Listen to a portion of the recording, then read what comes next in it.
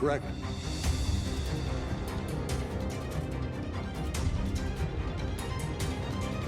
Correct.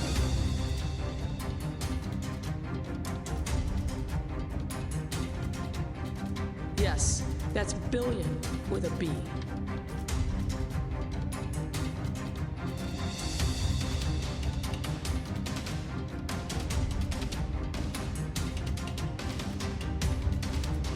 I'm J.B. Pritzker, and I'm not a perfect person.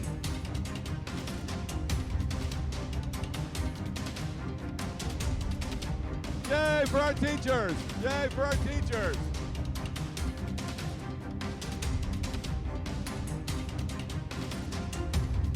It's the butter cow, which has 9 hearts to represent the 9 essential nutrients in milk. That's right, it's made entirely out of butter, and it's a state fair tradition since at least 1922. If you've heard anything about me and my campaign, you've heard that someone is running for president who wants to give every American $1,000 a month. I know this may sound like a gimmick, but this is a deeply American idea, from Thomas Paine to Martin Luther King to today. Let me tell you why we need to do it and how we pay for it. Why do we need to do it? We already automated away millions of manufacturing jobs, and chances are your job could be next. If you don't believe me, just ask an auto worker here in Detroit.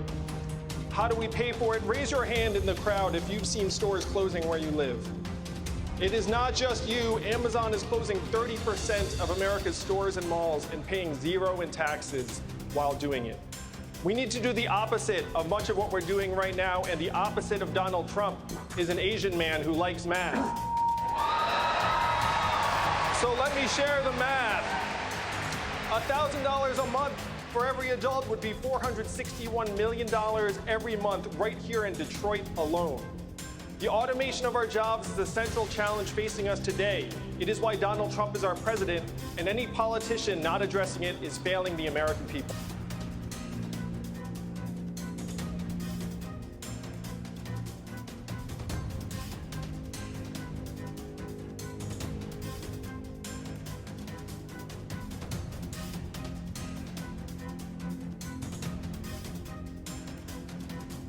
How did you go from sharing stories over the years to deciding to write a book? Good question, Mayor. Good question.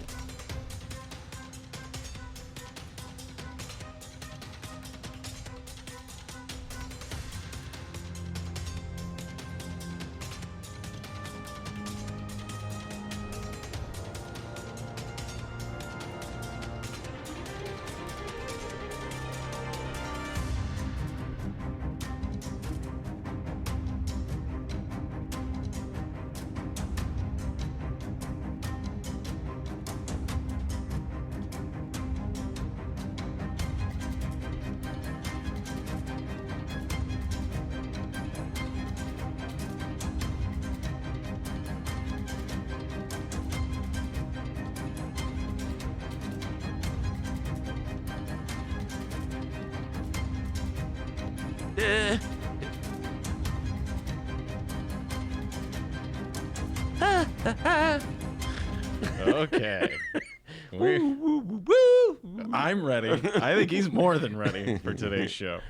All right, your Ben Joravsky show for Tuesday, January 7th is just moments away. Boy, the new year's just flying by already. All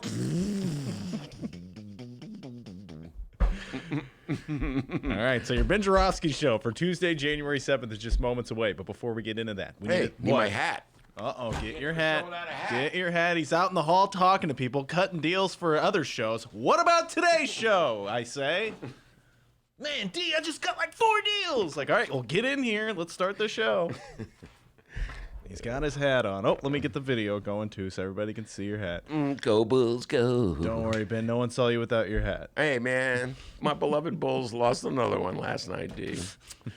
Oh, they're terrible. Yeah, and they are surprised?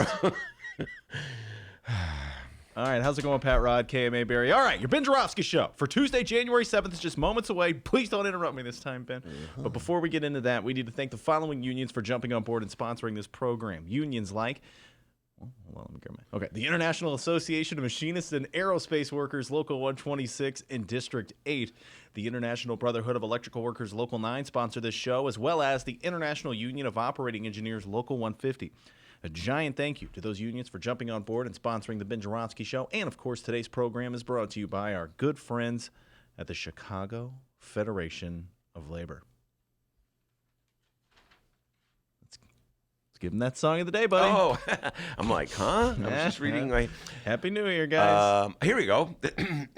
Pretty woman walking down the street. Do you know who sings that? Roy Orbison. My man. The Ben Joravsky Show starts now.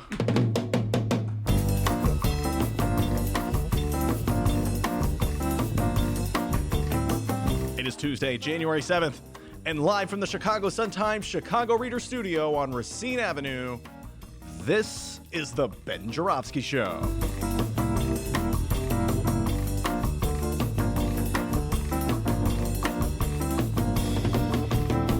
Today on the program, our Chicago Reader colleague Maya Duke Masiva will join us, and it's the long-awaited return of Vice President of the Chicago Teachers Union. Around here, we call her Governor Gates. Around here, we call her SDG. We call her a lot of things. It's Stacy Davis Cates. And now your host, we just call him Ben.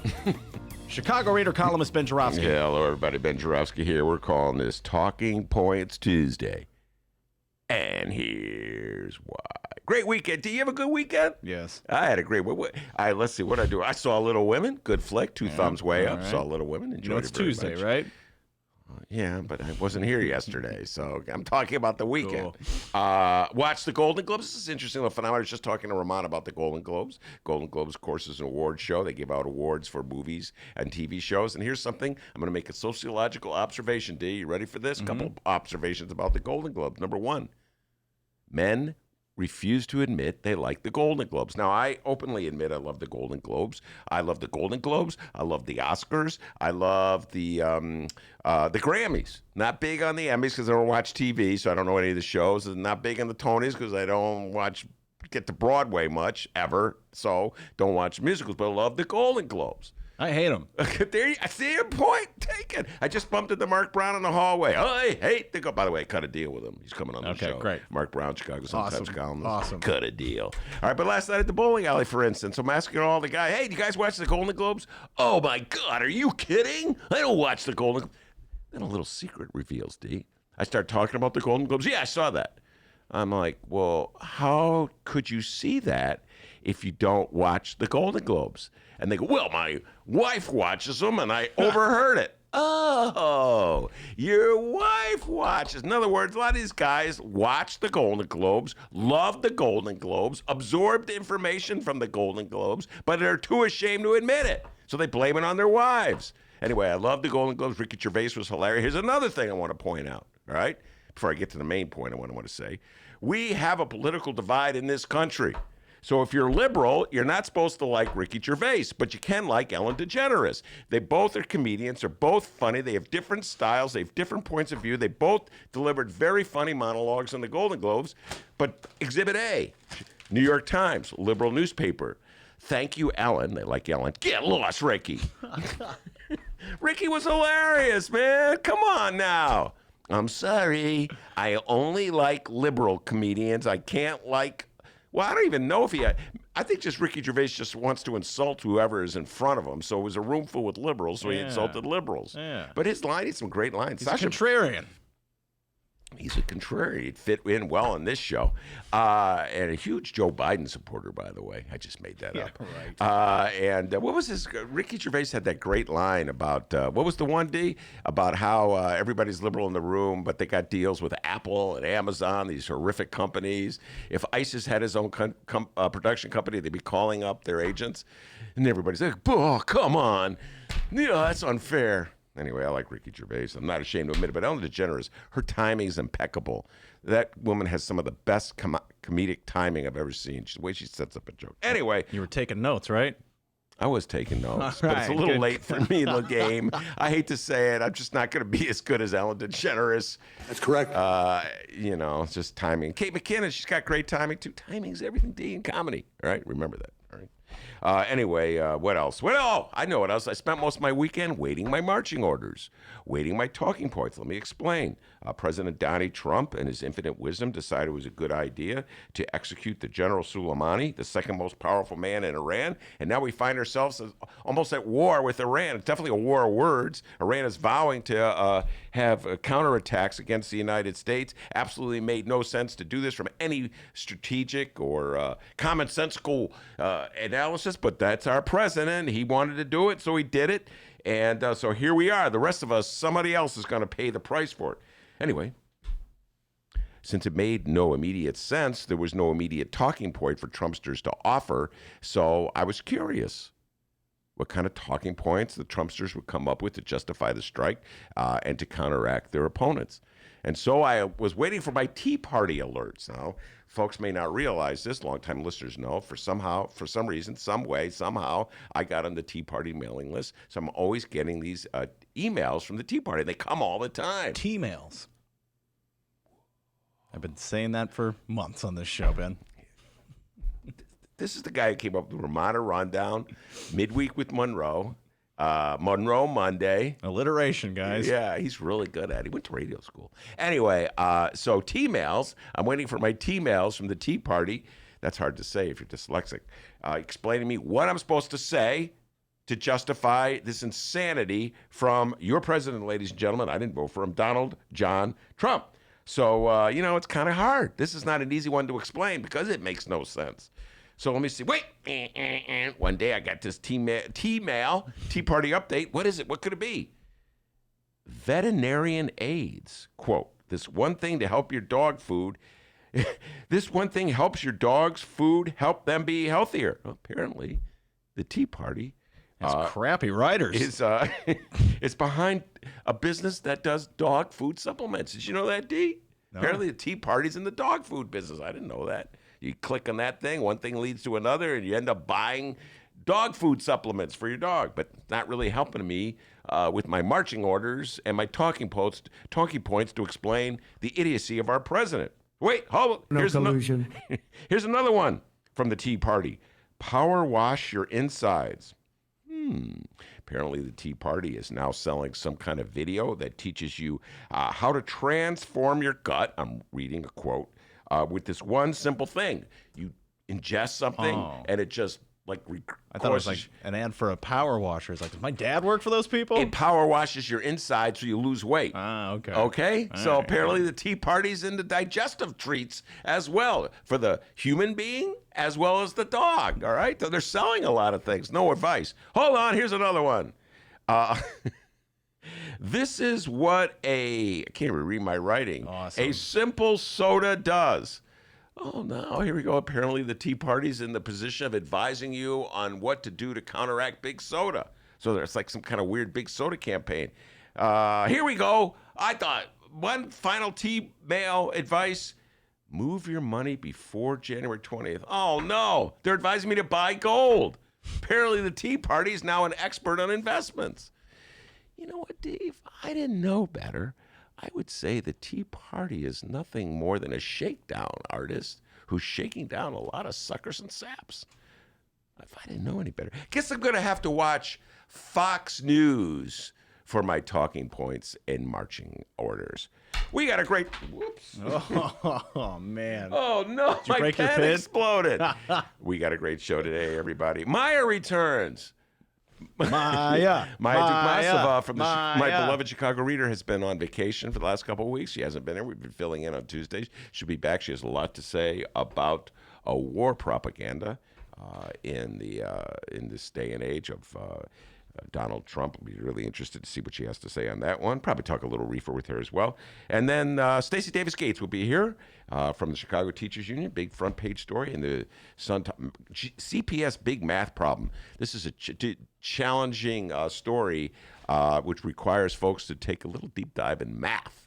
A little math. Like, were you good at those math quizzes where they would give you...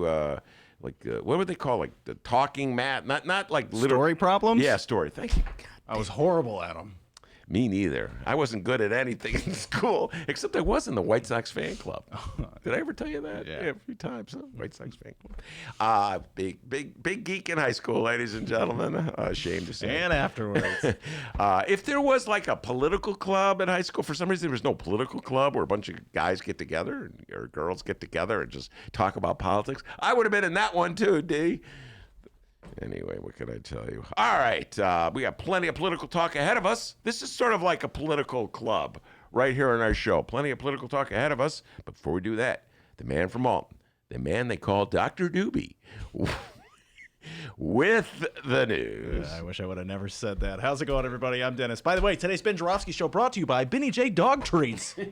Hey, man, we got to make like the Tea Party and start selling dog treats. I know, I'm inspired a little bit. Oh, I got to get a new pen. Oh, he's got to get a new pin. Yeah, definitely get that pin going before we do anything. Here we go. Oh, there we go. Just open the case during the show. That's awesome. Do you need a pen? No. I'm reading the news. All right, the holiday season is over. Our Chicago and or Illinois journalists are back on the beat.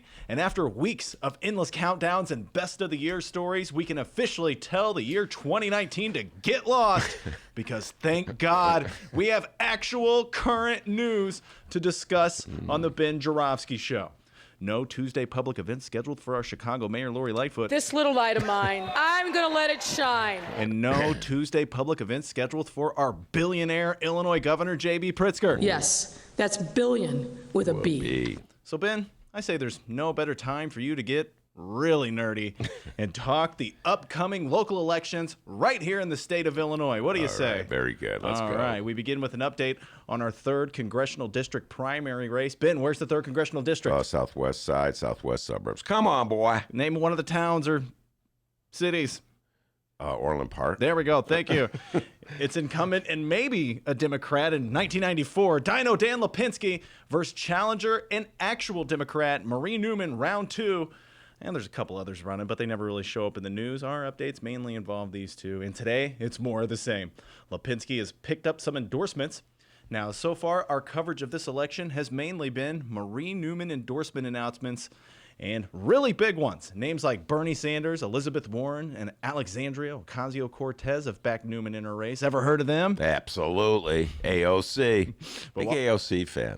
But while Newman is getting the support nationally, Lipinski looks to be getting support on the local front. Today, Dino Dan Lipinski announced that he's locked down endorsements from 28 mayors from across his district. Here's the quote from Dan the endorsement man. Quote, Dan, the endorsement man. I am honored to have the continued support of so many elected officials in my district who work so hard every day to make their communities great places to live. All right, Ben Joravsky, your turn here. In your humble opinion, what's more beneficial in winning a congressional race, national or local endorsements? Wow. Dang, that's a tough question, man. That's a really hard question. Now, I know you expect me to have an instant answer. Like if you ask me what town is in the 3rd congressional district or what towns are. But that's a tricky one because you can make an argument on both sides. Like if a local politician presumably would have a local political organization filled with eager volunteers who will take marching orders, much like the Tea Party dispatches its marching orders to its Trumpsters along the lines of buy gold right now. But do we have an investment plan for you?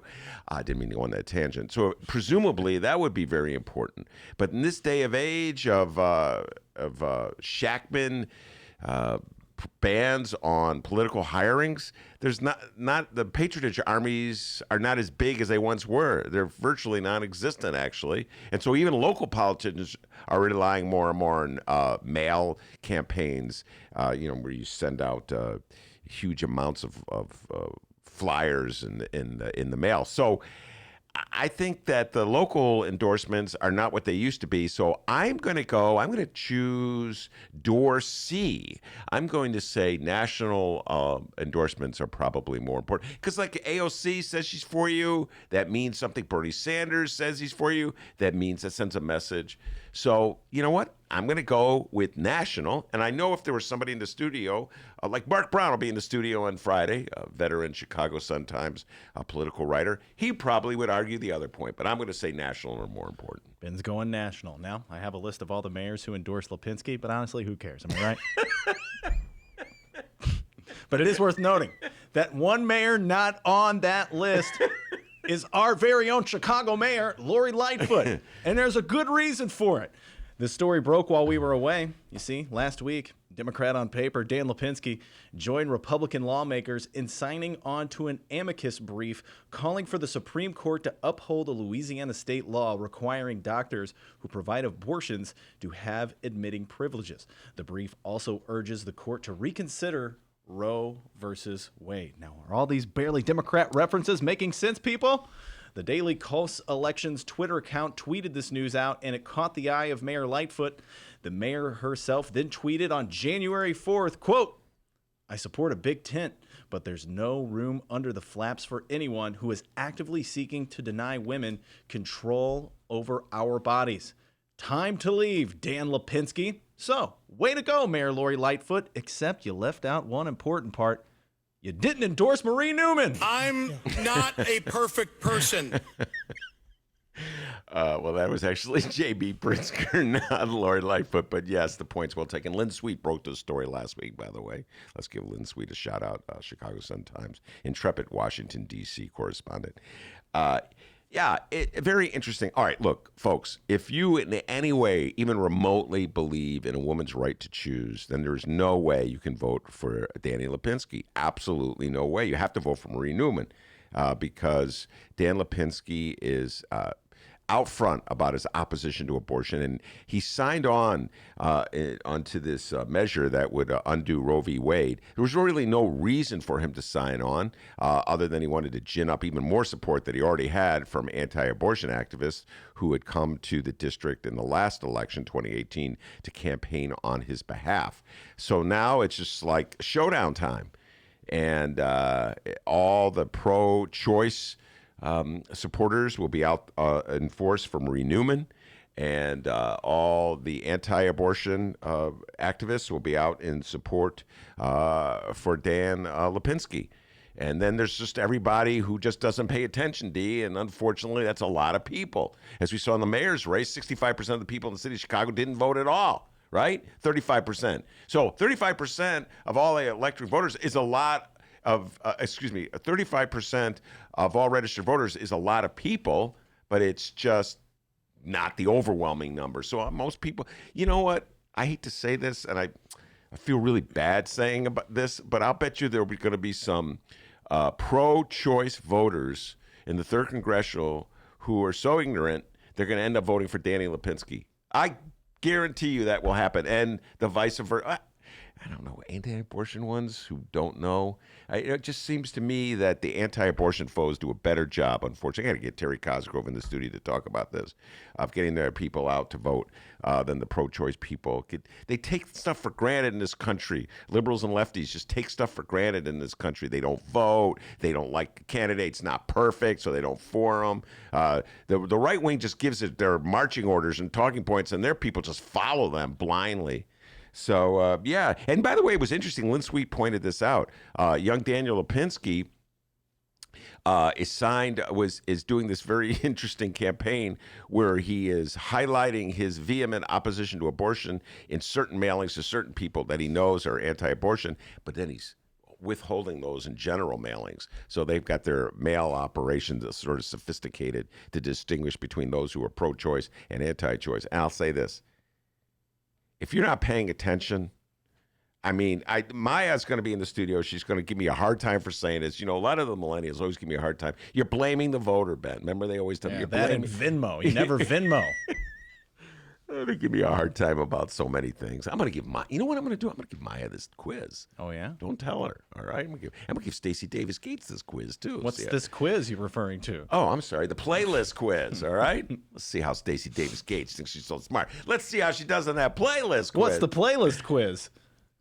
You taught me it. It's where you name the song and then you have to name the artist. Correct? Yeah. What was the first way I did it?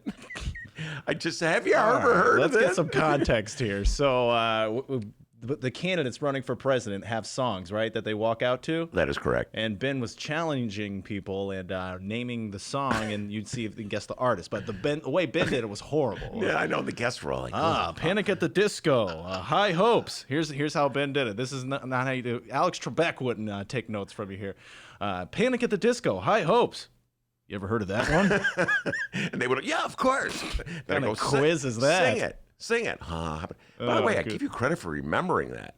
The song. Oh. Well, I hear it all the time, and now when you hear it at the grocery store, like Walgreens. Look who loves Panic at the Disco. Here's another thing about the doctor. He's another one of those guys.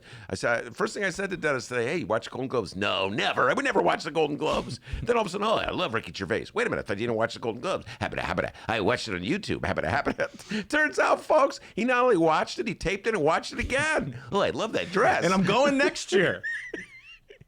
Come on, men who say they don't like the Golden Globes. That's like a Twitter thing. You know what I mean? Come on, guys, just admit you like the Golden Globes. Hey, how about we talk about Marie Newman and Dan Lipinski, huh? Come on. Here's what I say to any pro-choice voter out there in the 3rd Congressional. If you're dumb enough to vote for Dan Lipinski, you should lose your voting rights. There you go. I'm sorry. Maya's going to be mad at me and blaming the voter. But voter ignorance is appalling. So here you got Danny Lipinski. The guy is the most anti-choice Democrat left in Congress, and he figures he could slip through by sending one mailer to a pro-choice person that doesn't mention the issue, just says what a wonderful guy he is, and another mailer to an anti-abortion person saying how much he's standing with them against abortion. And these people on the 3rd Congressional, vote for Dan Lipinski. That's not even the worst thing they do in the 3rd Congressional District, D. I think that the Nazi got like 25% of the vote. That guy. Yeah, so, I mean, time to wake up, people. Sorry, man, I'm all fired up. But the Tea Party sends out their little the marching orders and stuff, and Democrats are so clueless. They don't know. I'm like, I think I'll vote for Lipinski. I don't know. I didn't pay attention. I was watching the Golden Globes this weekend. Anyway, that's what I think about that. All right. So, like we said, Mayor Lightfoot not yet supporting Marie Newman. Now yeah, that's the other thing I was talking about. Yeah, happy Tuesday, guys. Come on, Mayor Lightfoot, take a stand. She sends out that tweet where she's like, don't be for Lipinski. Well, there's other people running. You know, it's not just Marie Newman. We got Rush Darwish. And Charles Hughes. I think he got bounced off the ballot, but whatever. That was your favorite. You're thinking of Charles Darwin. I'm a big fan of Charles Darwin. Anyway, I went to high school with a kid named Bobby Hughes. Will Mayor Lightfoot eventually support Marie Newman? She better jump aboard the bandwagon. I mean, Mayor Lightfoot, do you believe that this district should have a pro-choice congressperson? If the answer is yes, she get behind Marie Newman. Here's another thing lefties do. They divide the vote. Apparently, they haven't figured out that it's a winner-take-all situation. There's no runoff. It took me forever to explain to Chicagoans we have a runoff system for mayor.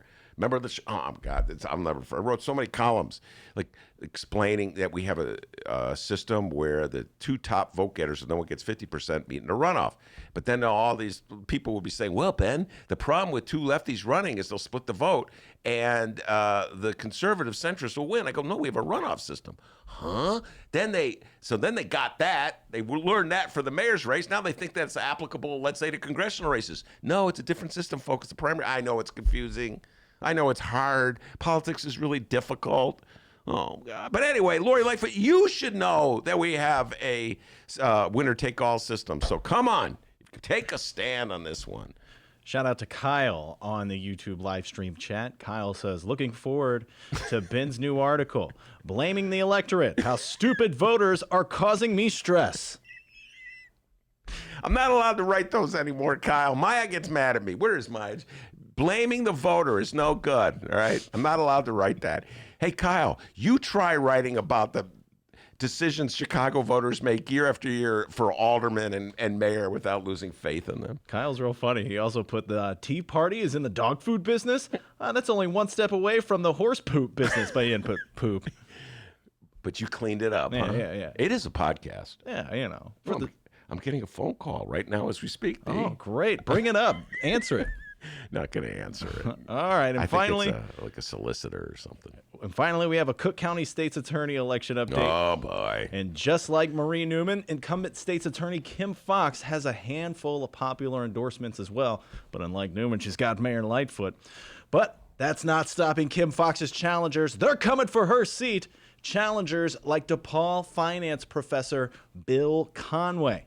And apparently this Conway's got some campaign cash. He comes from a really rich family. Yeah, well, we got that. Okay, I'm going to give you a little tip. The Tea Party gives tips. Tea Party's giving advice on investing. They say buy gold or something like that. I'm going to give you a little tip here. Write this down. Okay. You want to be rich? Yeah. Get born into a rich family. Oh, damn. Okay, there you out. go. I'm out. Wait, you didn't think of that, huh, when you were born? Damn. Yeah, you got to think ahead, D. All right? So apparently this Conway's got a rich family and he's got some campaign cash on hand. He just released an online political campaign ad and we're about to play it. And since you can only hear this and not see it, you're just going to have to take my word for this, guys. This Conway, he's a bro. We have a mass incarceration problem because there are too many people that have been put in jail because they're poor or put in jail because they're addicted or put in jail because they're mentally ill, and that doesn't make any sense. Bill Conway, Navy veteran and proud progressive. He'll stand up to Trump's attacks on Chicago's marginalized communities, and he'll end the scandals and corruption that keep our criminal justice system broken. We need real criminal justice reform so nonviolent people can get back on their feet, and that's not happening right now. Wow, that's interesting. He's coming at her from the left, and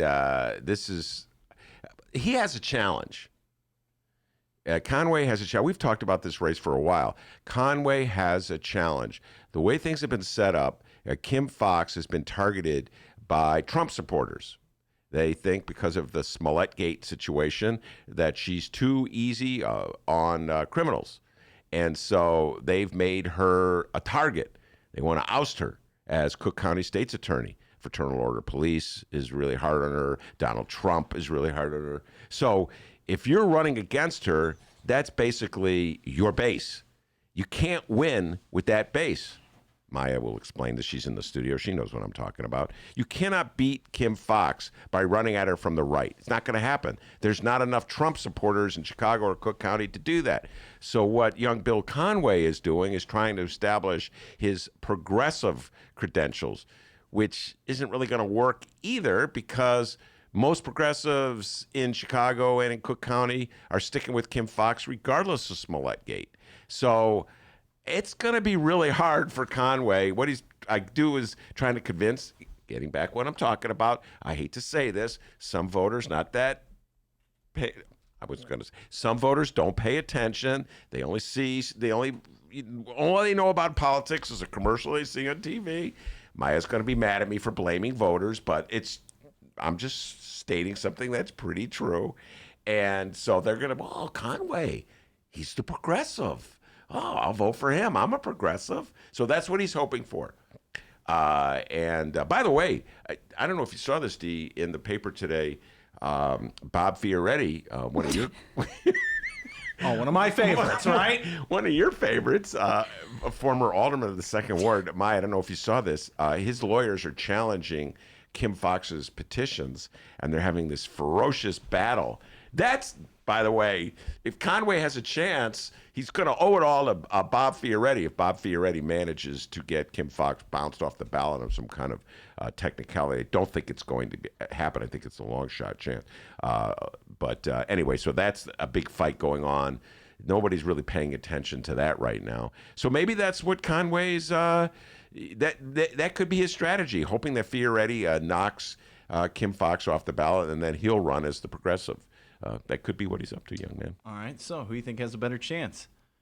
Bill Conway or Bob Fioretti? Neither. Okay. I've been predicting all along, and when we come back from break, we'll see what Maya has to say about it.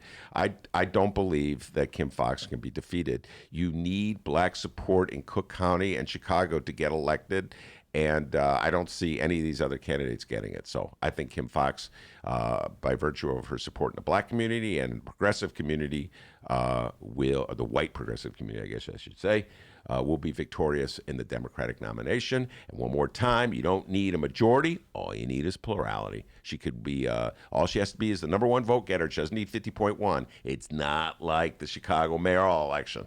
I'm trying to teach these people stuff, dude. So there you are. Just like that, you're now in the know of what's going on in Chicago and or Illinois. Of course, we'll keep you posted on these stories as today's program rolls along. We're going to take a little break, but don't go anywhere, because coming up after said break, our Chicago Reader colleague, Maya Dukmasova, returns. It's the Ben Joravsky Show, live from the Chicago Sun-Times.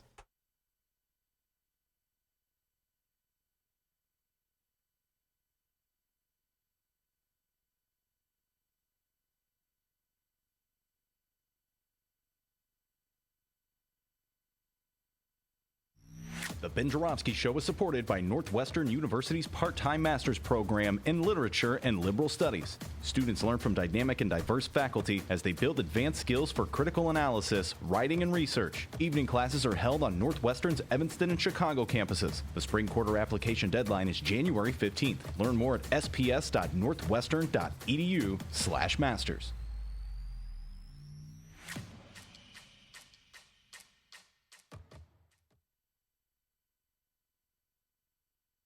Read the Chicago Reader to get up to speed on what's what in Chicago.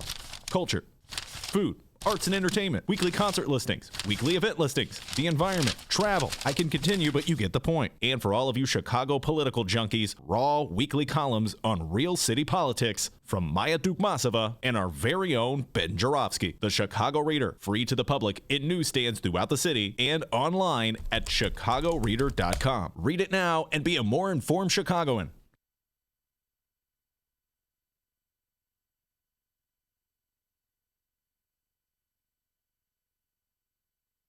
Yay for our teachers! Yay for our teachers! Welcome back to the Ben Joravsky Show, live from the Chicago Sun-Times. Bruce Rauner. Am I the only person in Chicago who misses Bruce Rauner? Yes, we're going to be talking about teachers later on today. Isn't that right, Ben? Stacy Davis Cates will be in the studio, and she's on the front page of the Chicago Sun-Times, coincidentally. I did not plan that, Maya. I did not know there's this big story about a dispute. Clearing the air. Yeah, that would require preparation. This gets into this story in the front page of the Sun-Times. CPS big math problem underscores what I've been saying all along. You gotta get it in writing, everybody. They're having a dispute over the contract already, Maya, and essentially the oh my God, the Board of Education, Lori Leifer, is saying teachers, we don't owe you this money, this raise because you didn't. It's not in writing. You know, and remember how they said, "Oh, trust us when it comes to hiring more nurses," even though they didn't put it in writing. Got to get it in writing, everybody. First of all, Maya, welcome back. It's been 2 weeks since you've been on the show. Happy New Year. Yeah, happy New Year. 2020, year of clarity. Did you just come up with that, or did I miss that? No. This has been passed down to me through wise people who I've conversed with. So yeah, no, I can't claim credit for that. But I've been spreading the good news though. 2020 year of clarity. I'm with you 100%. Year of clarity, man. We could use a little clarity in this world. Yeah, it's not off to a great start in the clarity department. No, and we're going to talk about that war propaganda and get your thoughts on that. But before we do have to have a little clarity about First Tuesday. Yes. And Maya and I are partners in crime at First Tuesdays, which is usually the first Tuesday of every month, which would mean it'd be tonight. But tonight the show's canceled because everything is canceled at the Hideout this week because they've closed the bar for some repairs that they needed to do. So there is no First Tuesdays tonight. And we will be back the first Tuesday of February. I believe it's February 4th. And we will have an awesome show. And our guests are going to be Alderman Carlos Ramirez Rosa and Cook County Commissioner Brandon Johnson. And we're going to be talking about Bernie Sanders and Elizabeth Warren because each of our guests is supporting one of those candidates. And it's going to be a progressive on progressive versus progressive type of discussion. So the stuff our audience knows and loves. Yeah, no, this is both debaters, Alderman Rosa and Commissioner Johnson, have been on the show within the last 2 or 3 weeks, and they're already trash talking each other about this upcoming debate. We have to figure out the format. Maya and I are going to have to put our brains together and figure out a format. We haven't done that yet, but one thing we know for sure: these are both two smart, articulate progressives, and they're going to be defending their candidate, Bernie, in the case of Alderman Ramirez Rosa, and Elizabeth Warren in the case of Brandon Johnson, vigorously defending their candidates. Yeah. So it'd be interesting. Do you have any opinion? In terms of which one of them I'm going to vote for? Yes. You know better than to ask me that on the air. Why? Come on, man. No, not in a president. But like not in a presidential election year. Come on, man. I still gotta be doing reporting in this town. But no, actually, what I want to say is that for those people who were excited about our police reform show, that was supposed to be scheduled for tonight, have no fear. We're going to be back with representatives from CPAC and GAPA for our April show. Yeah. Because our March show, the first Tuesday of March, is Super Tuesday. So we're going to have a super special first Tuesdays. We'll tell you more about it, but it's not going to be at the Hideout in March. It'll be at the Promontory in Hyde Park. It'll be a big venue, a big election-related show. So we'll keep you posted on the details there. But in April, we'll be back in the Hideout, and we'll have our police accountability and reform program then. That's a lot of info. We'll be updating everybody. But bottom line, for now, just mark your calendar. First Tuesday of February at the Hideout. Brandon Johnson, Carlos Rosa, be there. All right. So I missed the discussion with you over the last 2 weeks. You've been gone. About reefer finally being legal in the state of Illinois, and you have a big story in the Reader, which I have not read, so chastise me. Usually I do my homework a little better than this. Ben, of all the things to read, I embedded with a weed dealer to give you an up-close account of how he does his job and what he thinks about legalization, and I can't believe you still haven't read it. No, I will read it. In time for next week's show. The guy who gives all the guests homework. I know. Yeah. Yeah, I know. I'm chastised. I'm sitting here very embarrassed. So tell folks a little bit about the story then.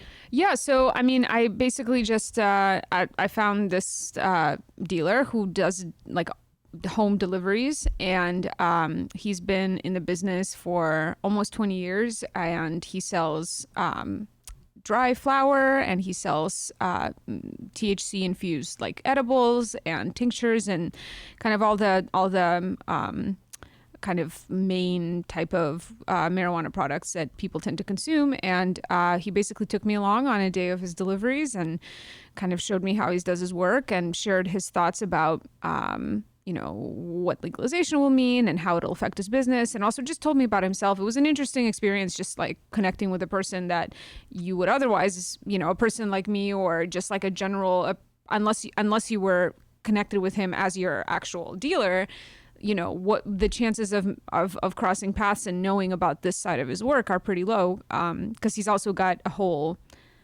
other side of his life where he runs a completely unrelated small business, and so I suppose I could have come across this guy in that context, but I would have never known about the weed dealing side. So anyway, it was an interesting time for me to get to know this guy and see his work, and I think he shared a lot of interesting perspectives. So you guys can check out the story in the paper if you can still find the one that issue around, or it's online, and the story's called Weed Man's Day. Yeah, Weed Man's Day. I've seen the headline several times. It's a great headline, and I'm sure it's a great story because Maya wrote it.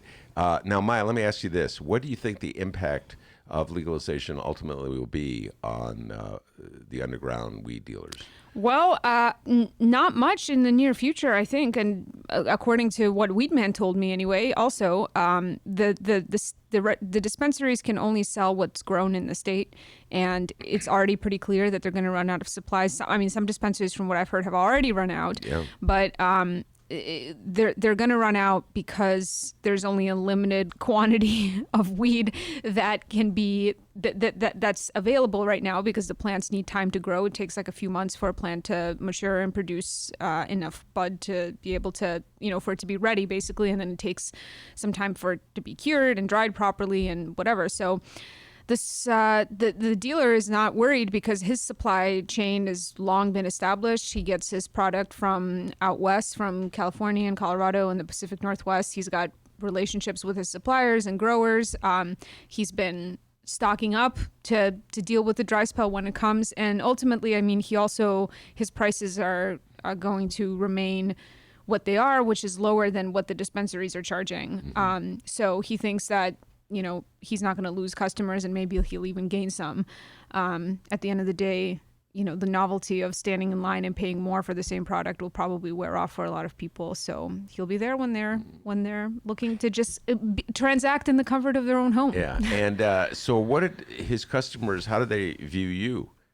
Oh, I only met one of them. I met a couple of them, and they're people that he has known long enough to where like they were comfortable, chatting with me and stuff. People were very relaxed, and I mean, people are not like, I think cannabis has really become so kind of normalized and widely accessible and widely used that people don't really see themselves as like participating in something shady. I mean, nobody told me their names and that kind of thing, just out of common sense, but they were friendly, normal people, just, 9 to 5 workers, just regular folks who enjoy this like some people enjoy beer after work. Yeah. No, I've done many stories over the years where I accompany people going door to door. And generally, like a lot of times it's political candidates. So I'm watching them interact, and they won't even bother introducing me. The assumption is an aide or something. There's no need to introduce me. But from time to time, it's been other things where they have introduced me, and people kind of, don't quote me, don't use my name. I'm scared. First Amendment rights, but everybody's too afraid to use them and exercise them. All right, let's talk war propaganda. I sent Maya a text this morning. What do you want to talk? What's on your mind? Boom. War propaganda. Yeah, I mean, I'm sure that anybody who's even marginally awake has by now heard something about this situation in Iran, and with this U.S. airstrike and assassination of this general, Qasem Soleimani. I mean, I read an excellent article this morning in Current Affairs, and it's by Nathan J. Robinson, who is also the same person who wrote that like eviscerating takedown of Pete Buttigieg, like maybe 6 months to a year ago. Just like a super thorough examination of Pete Buttigieg's history and record and his autobiography and all the ways that we should be kind of explored all the reasons to be skeptical of the guy. So now Nathan J. Robinson is, I think, the founder and publisher of Current Affairs. So this is like his publication. But anyway, the article is called How to Avoid Swallowing War Propaganda. And I highly recommend everyone check it out. It's pretty lengthy, but like a very good, detailed examination of the way that the media coverage has been shaping up around this situation with Iran already, and it's been like a week, even less. So I think that what I've seen in the mainstream news, on NPR, on television, on CNN, in the New York Times, like there's varying degree of nuance depending on the outlet, and depending on whether or not you're like reading breaking news or something more analysis oriented. But it's really scary the way that this is like the fever pitch with which this is already being covered, and assumptions are being thrown around. And one of the things that I really liked about Robinson's article is that he kind of says that like already the narrative is like this guy. I mean, CNBC's like tweets about this was like the U.S. took out the world's #1 bad guy. Like nobody, I think most people in this country had never heard of this guy's name until a week ago, and had no idea of what his role was in any kind of armed conflict in in the world. And there's just in these, whenever there's situations like this, we saw this with Vietnam, we saw this with the Iraq War, we saw this with the first Gulf War. I mean, there's immediately statements, justifications, and narratives put out by quote unquote officials, by the government, by authorities, and but the bottom line is that you just can't believe anything that you hear in the news right now that's being told to you as an explanation for why this is happening and what's going to happen next and why certain steps are being taken and why they're necessary. Because even the best journalists and the best kind of most trustworthy news outlets, at the end of the day, most of them in the last week, all they've had to go off of is statements from officials, and the officials are trying to justify what they have done, the assassination of this man. They're trying to justify this other steps they're taking. I mean, I don't know if you saw the sort of explanation of how the decision was made to kill this guy in the first place. There was like a menu of options that were given to President Trump of how to deal with this with these tensions with Iranian-backed militias and with Iran. And then he like chose, and then the assassination of this guy was like put on the list as like I guess it's like a general practice for the Department of Defense to provide all options, even the most extreme ones. And I guess it's sort of assumed that the president will never pick the most extreme option. And at first, I guess he didn't. But then he was watching TV and like watching the demonstration or like the protests in front of the U.S. Embassy and got mad. U.S. Embassy in Baghdad. Yeah, in Baghdad, and which was a demonstration that apparently happened after there was a there was some kind of skirmish or conflict where some American contractor was blown up about a week before the demonstrations began. The United States countered with its own bomb attack in Iraq. This is all going on in the midst of an ongoing civil war in Iraq. Right, which then triggered this protest in front of the embassy, which is like an extremely logical way for people to respond. Like, I mean, there's protests in front of foreign embassies in the United States all the time about issues like this. So anyway, the whole thing is like a really reactive mess. And what struck me watching the news, just like the TV news in the first couple of days after they killed this general, was just like the constant stream of images of like angry people shouting in the streets in Iraq and Iran. They just had random footage of like angry looking men, no translation of what people are saying.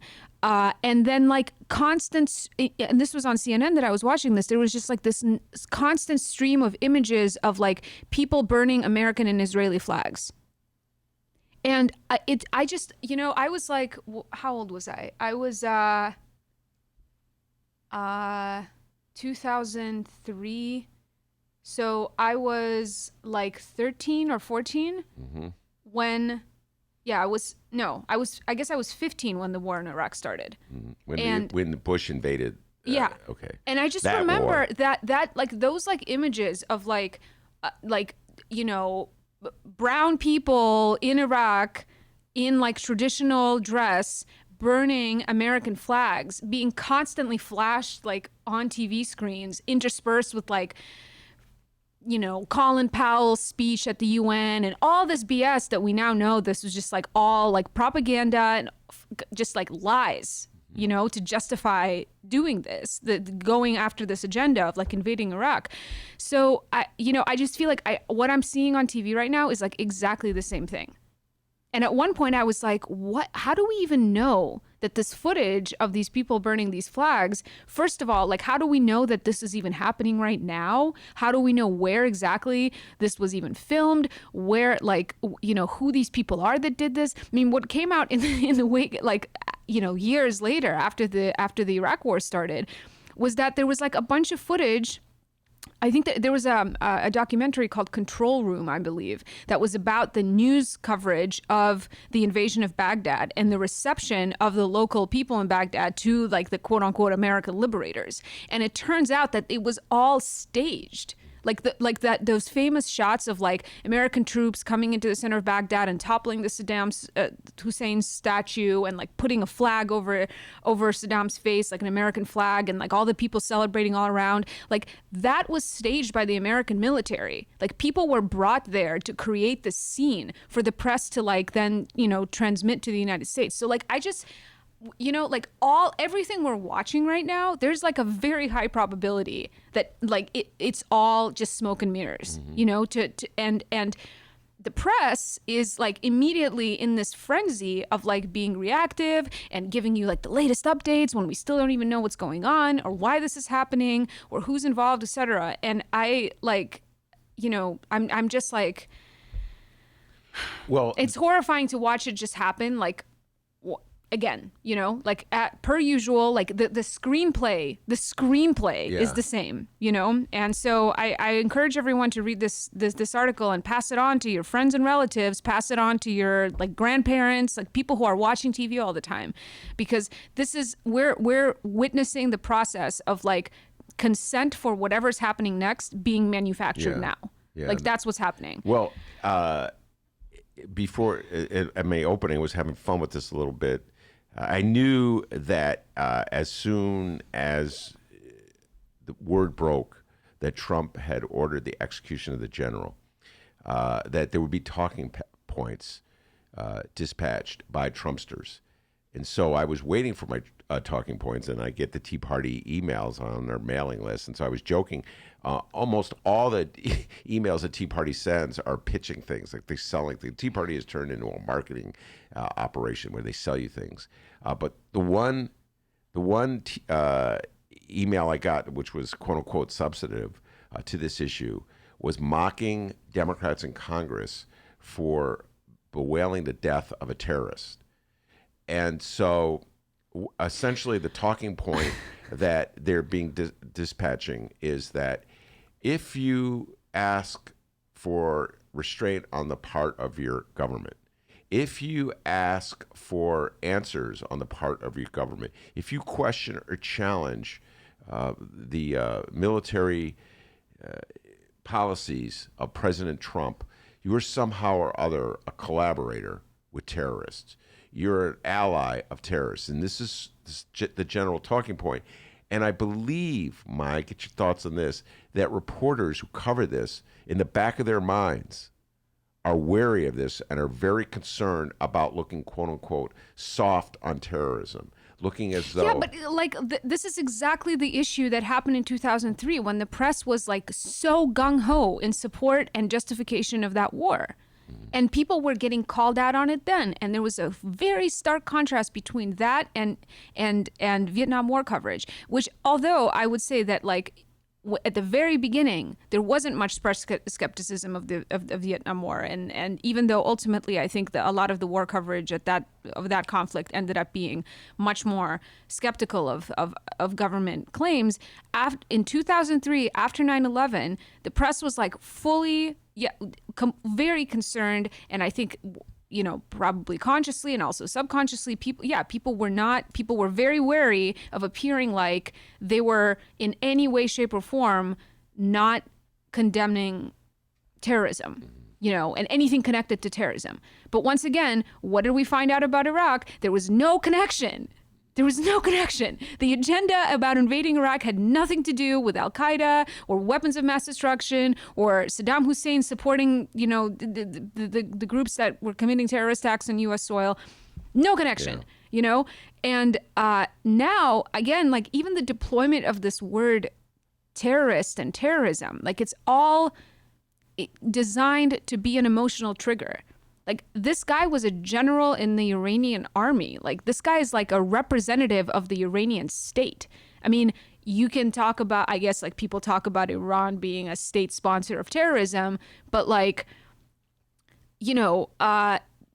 every state is a state sponsor of terrorism. Like there's every country, the United States included, and especially the United States, participates in covert operations on foreign soil. Maybe not every country, but in terms of world powers, yeah, there's covert operations on foreign soil all the time. There's backing for, military backing for local groups to carry out various operations. I mean, like, look at the first war with Afghanistan, the Soviet war with Afghanistan. I mean, the United States government was sending money and weapons. Watch the movie Charlie Wilson's War. That was state-backed sponsorship of what the Soviet Union considered to be terrorism, of weapons supplies and money to the Mujahideen. Like, you know what I mean? Like, it all depends on where you're standing. And at the end of the day, like, what is looming here is, once again, the, like, destruction of cities, of countries, of people's communities, of, like, the massive possible losses of civilians' lives, of people who are already, like, have just been, like, squeezed and pushed to the brink by these sanctions. Like, this is like I'm not a war correspondent. I don't cover Washington. I'm not in the daily press corps, and neither are you. But, like, our colleagues in the media need to be doing better than just, like, rehashing government propaganda, like, once again, especially after the experiences with the Iraq invasion. And especially now, like, by the way, when did you last hear or read anything about what's going on with the impeachment? Well, okay, now that or for that matter, like, anything else. Yeah. This is completely dominated the headlines of broadcast news and the papers as well, and it's just chilling to watch. By the way, I urge everybody. Don Rose, longtime political consultant, a strategist in the city of Chicago, wrote a very compelling essay it's in the Sun Times, A Nice War as Re-Election Strategy, breaking down many of the points you just made about burying the impeachment. We'll get into that in a little while. But here's the situation in Iraq, the situation in the Middle East is so complex. And the role that the United States has played in this ongoing war, a war that has consumed this entire century. So your pretty much coming of age experience, your life as a teenager, your life as a young adult has all been consumed. Stacy Davis Cates has entered the building. Your entire adult life, Maya, has been consumed by a war in which the United States has been a player in the Middle East.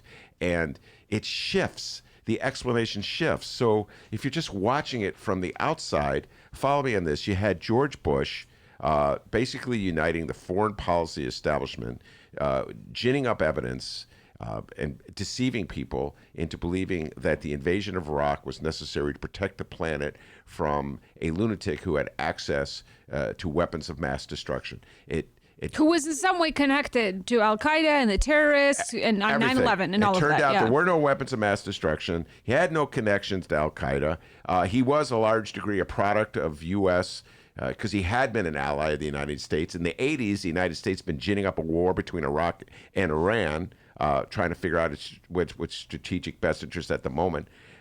So it all turns out that was a lie. And as time has gone on, culture has absorbed the lie. There's movies that talk about the lie, the consequences it's had on ordinary people. Donald Trump has picked up some of the talking points, talked about endless wars. And when Donald Trump was himself the target of investigations for his alleged wheeling and dealings with Putin's government and the hackers, et cetera, and so forth, what did he do? He took advantage of the skepticism that Americans have toward our foreign establishment by talking about how these are the same people who are investigating him are the ones who led us into war in 2003. Fast forward to last week, when Donald Trump decides it's good somehow or other in America's best interest, the world's best interest, to execute the number 2 person in Iran, he says, well, I had all this evidence provided by the same deep state. So when it's his advantage,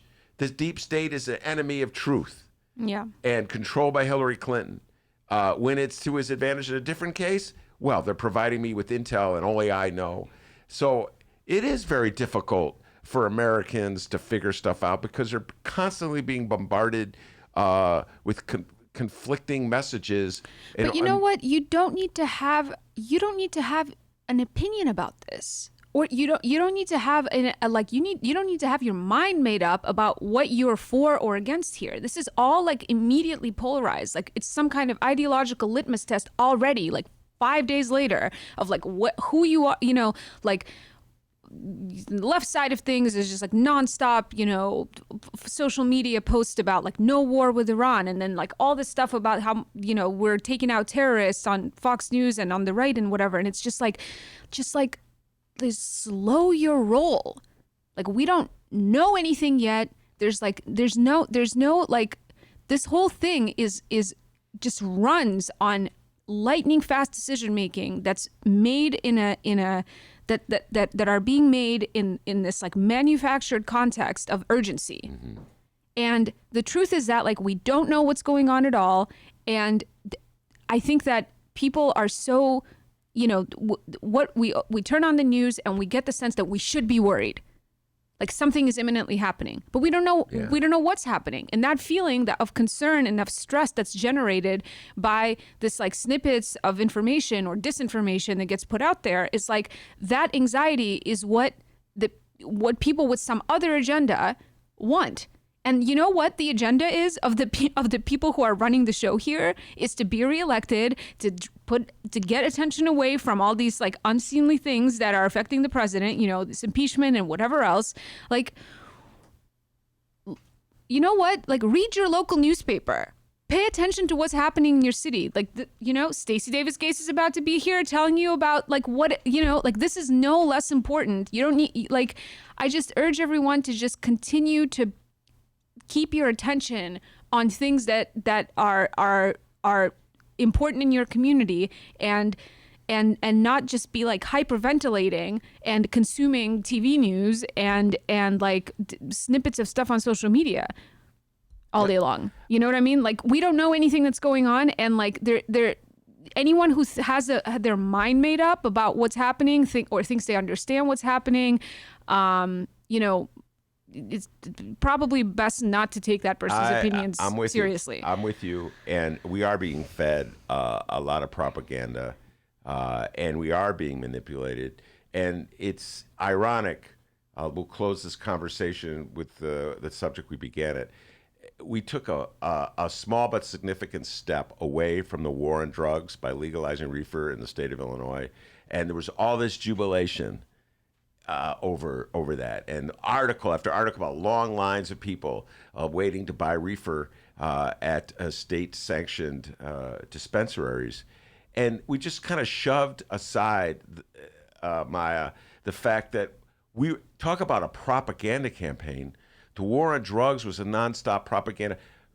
Your entire early part of your life was Bill Clinton and Rahm Emanuel telling you they're going to stand up to drug dealers and protect you, and keep from this invasion of our country.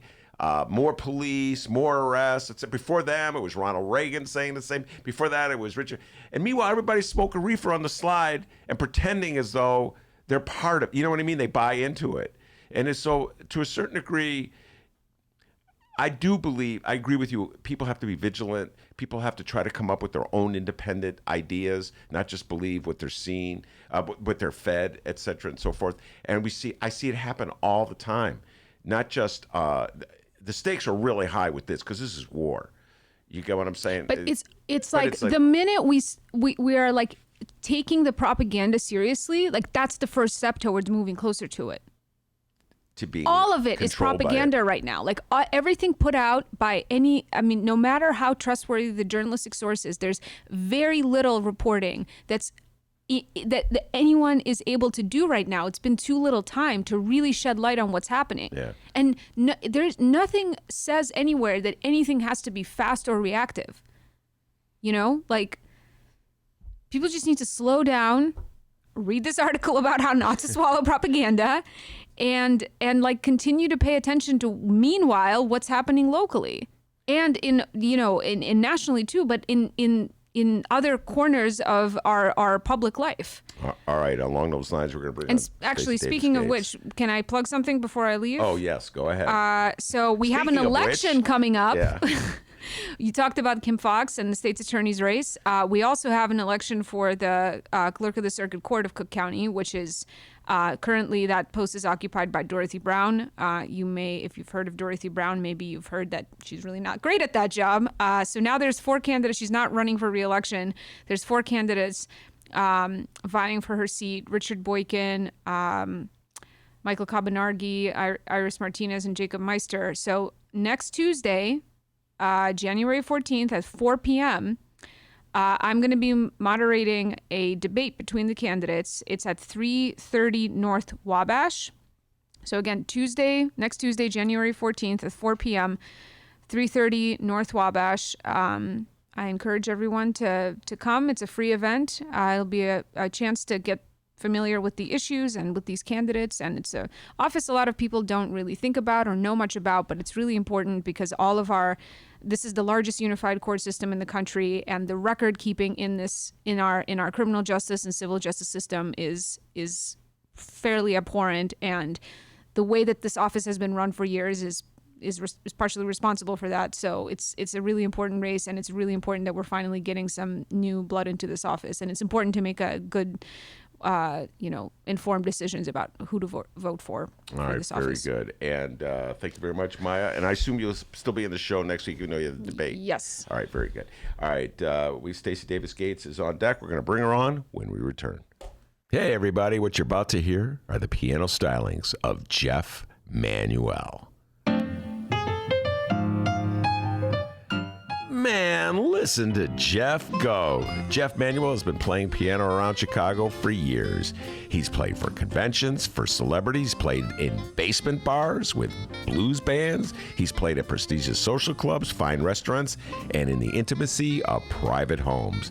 Book Jeff Manuel at jeffemanuelpianist.com. Don't worry, I'll spell his name at the end of this commercial. You know what Chicago Magazine said? They said that Jeff Manuel is, quote, as comfortable with Chopin as he is with Cole Porter. He's excellent and his performance is joyous.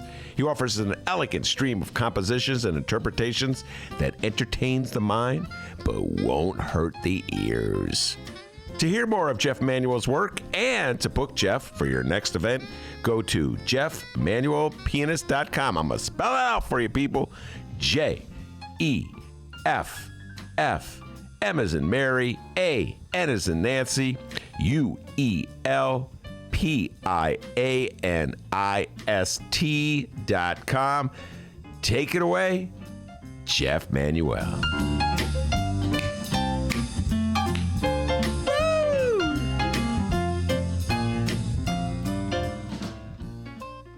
Did you know that 40% of the people in Illinois opt to be cremated? Well, it's true. And Chicagoland Cremation Options honors their wishes by providing cremation services directly to the general public. Chicagoland Cremation Options provides an affordable, ethical, and easy cremation arrangement, whether in person or online. Save thousands and streamline the process by going directly to Chicagoland Cremation Options. It's a family-owned business operated by my good friend, Douglas Klein.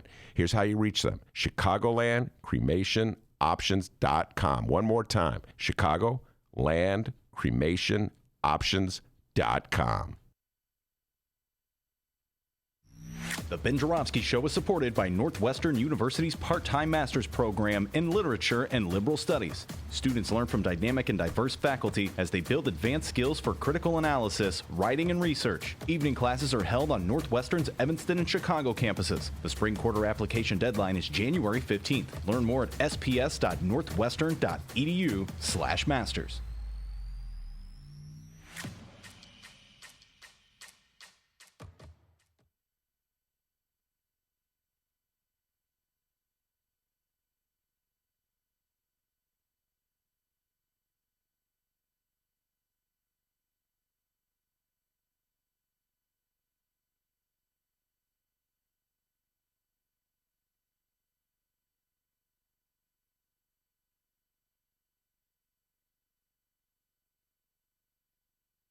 All right, everybody, hour number 2 of your Ben Joravsky Show for Tuesday, January 7th is just moments away. But before we get into that, we need to thank the following unions once again for jumping on board and sponsoring this program. Unions like the International Association of Machinists and Aerospace, Not Aerosmith Workers, Local 126 and District 8. The International Brotherhood of Electrical Workers, Local 9, sponsored this program, as well as the International Union of Operating Engineers, Local 150. All of you unions are incredible people. And, of course, today's program is brought to you by our good friends at the Chicago Federation of Labor. Hour number 2. Let's go.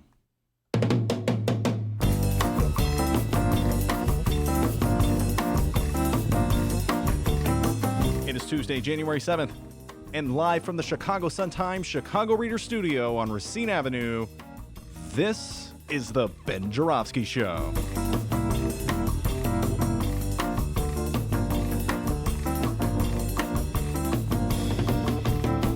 In this hour of the program, she's the vice president of the Chicago Teachers Union, and damn it, she's our friend.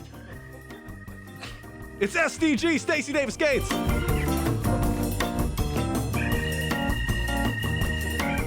And now your host, Chicago Reader columnist, Benny J. Ben Joravsky. Yes, indeed. Stacy Davis Cates, pride and joy of South Bend, Indiana. The pride and joy of the South Bend Wildcats. She was a point guard. I just made up that school. LaSalle Lions. I'm sorry. Get that right. LaSalle Lions. She was a point guard. She could dribble with either hand and pass behind her back.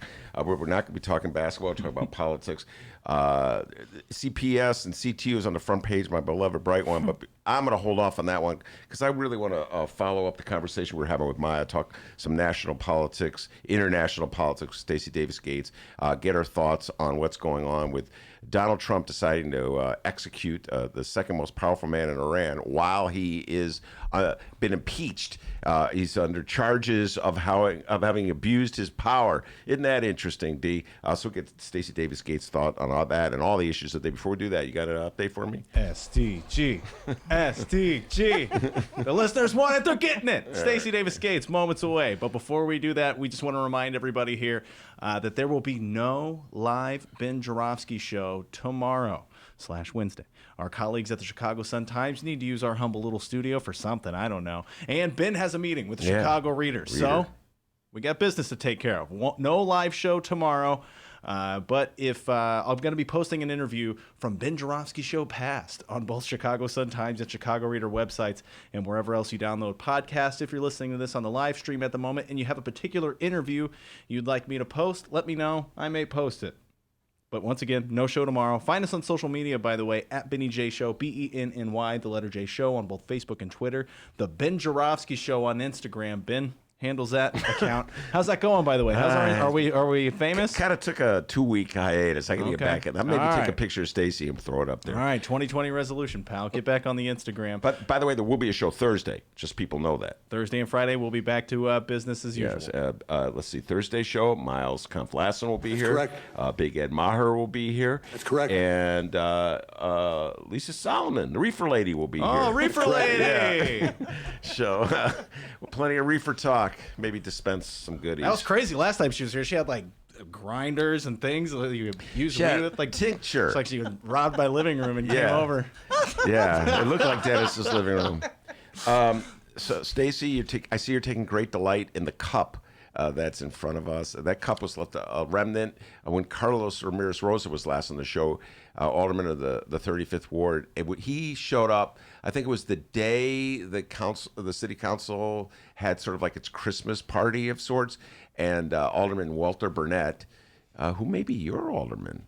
No, we're with the Chicago Teachers Union's headquarters. It is. He's your office alderman. Yes. Passed out to every single member of the city council a cup with his name on it, and Carlos brought it in and gave and his son's name, who is the 10th District State Rep. Isn't that funny how that works? Hashtag Chicago. Hashtag nepotism lives. So first of all, Happy New Year. You too. Happy New Year. Yes. And it was the New Year got off to a great start. I pointed this out. Everybody was so happy about the legalization of marijuana. Well, most people were happy about it. And then within a day or two, reality set in. We're in a country led by Donald John Trump. He summarily assassinated the number 2 man in Iran. And now it just seems that we're in the precipice of war, and perhaps most advantageous to Donald John Trump, nobody's talking about impeachment. So I think there's a connection on all that. What are your thoughts? I've always thought it was diabolical to use something like this to change the news cycle. You know, we were met with the news, what was it, yesterday, that the first person, you know, the first casualty, one of the first casualties of this conflict, this recent conflict, was from the south suburbs, a young black man.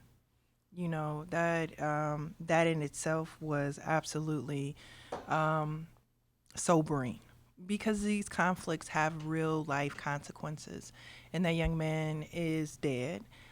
His family has lost a loved one. Our society has lost an individual who should be here contributing in a valuable way. And you have an unstable leader in the White House calling the shots. And I mean, he's impeached, and he made a declaration of war. An impeached president made a declaration of war. We're in a precarious position as Americans. And at the same time, we're in this election cycle, never-ending election cycle, it feels like, with a list of candidates who kind of say the same thing, with the exception of one, about, you know, this declaration of war that the president, you know, put out there.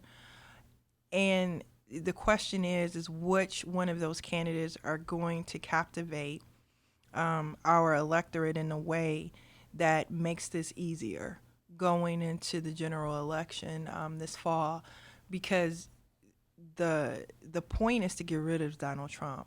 Like, if anyone needed to understand why, if the children in the cages at the border didn't move you, if the serial mad tweeting didn't convince you, if the impeachment didn't provide you with enough evidence that he is unfit for leadership, this should do it. And I'm praying that the Democrats, not just the voters, but that the apparatus who run, you know, the show, that they allow the voters to have their fair say, that they allow the debate to be as expansive and as clear as it needs to be for us to have the momentum to get this guy out of the White House. And it's going to take a while to clean up all of his messes, you know, that he's made. But look, we need a change. We do. We need a radical change, I might add, in order to, like, make up for, you know, the years of neglect. Look, spent a lot of time in South Bend these past couple of weeks with my family. And when I tell you white folks are doing bad in America, not just black folks on the south side or the west side of Chicago, right? Not just people of color in America or in urban centers.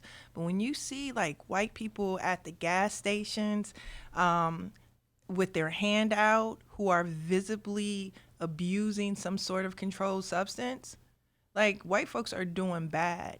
There are vacant lots where white people live too.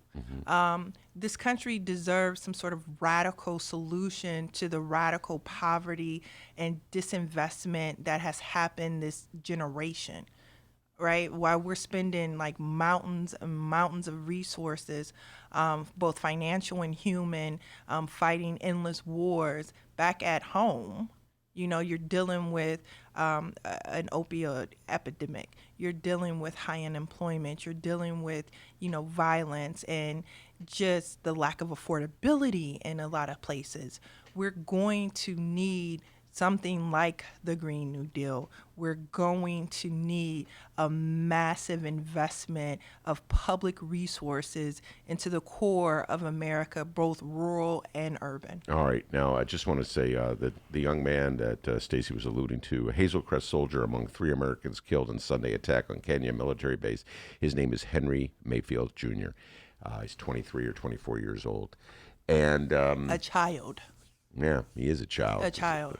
All right, we'll get into the Democratic presidential race. I haven't talked to you about that in a while. But before we do that, let me just point out how difficult it will be for Democrats to make the case. I agree with everything you said, that this country is facing some compelling problems that need a new direction, a new approach, because clearly the same old hasn't worked. We saw that with 8 years of Obama and the Clintons in the 90s.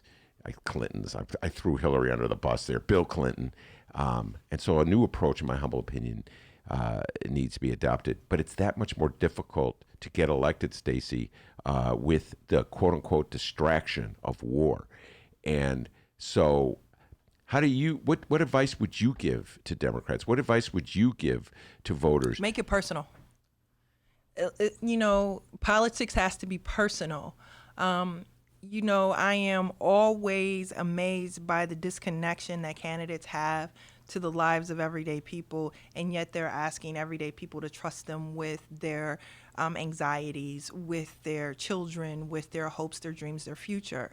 But it has to be personal. I could say a lot of things about Pete Buttigieg, but the one thing... I'll leave it to your brother. Well, sure. He's got that covered. But the one thing that I do say about him, you haven't lived enough life.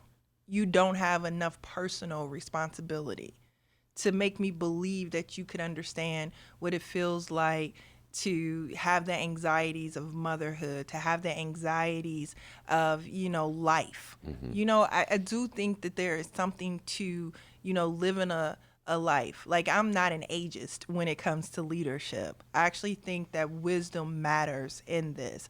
I actually think that having a multifaceted life experience and being able to articulate what that feels like, the impacts, those things are helpful for me to trust you with my life, because that's basically, we're handing them the keys to our future, our children's future, our grandchildren's future, when we ask this president to become the leader of the quote free world, right?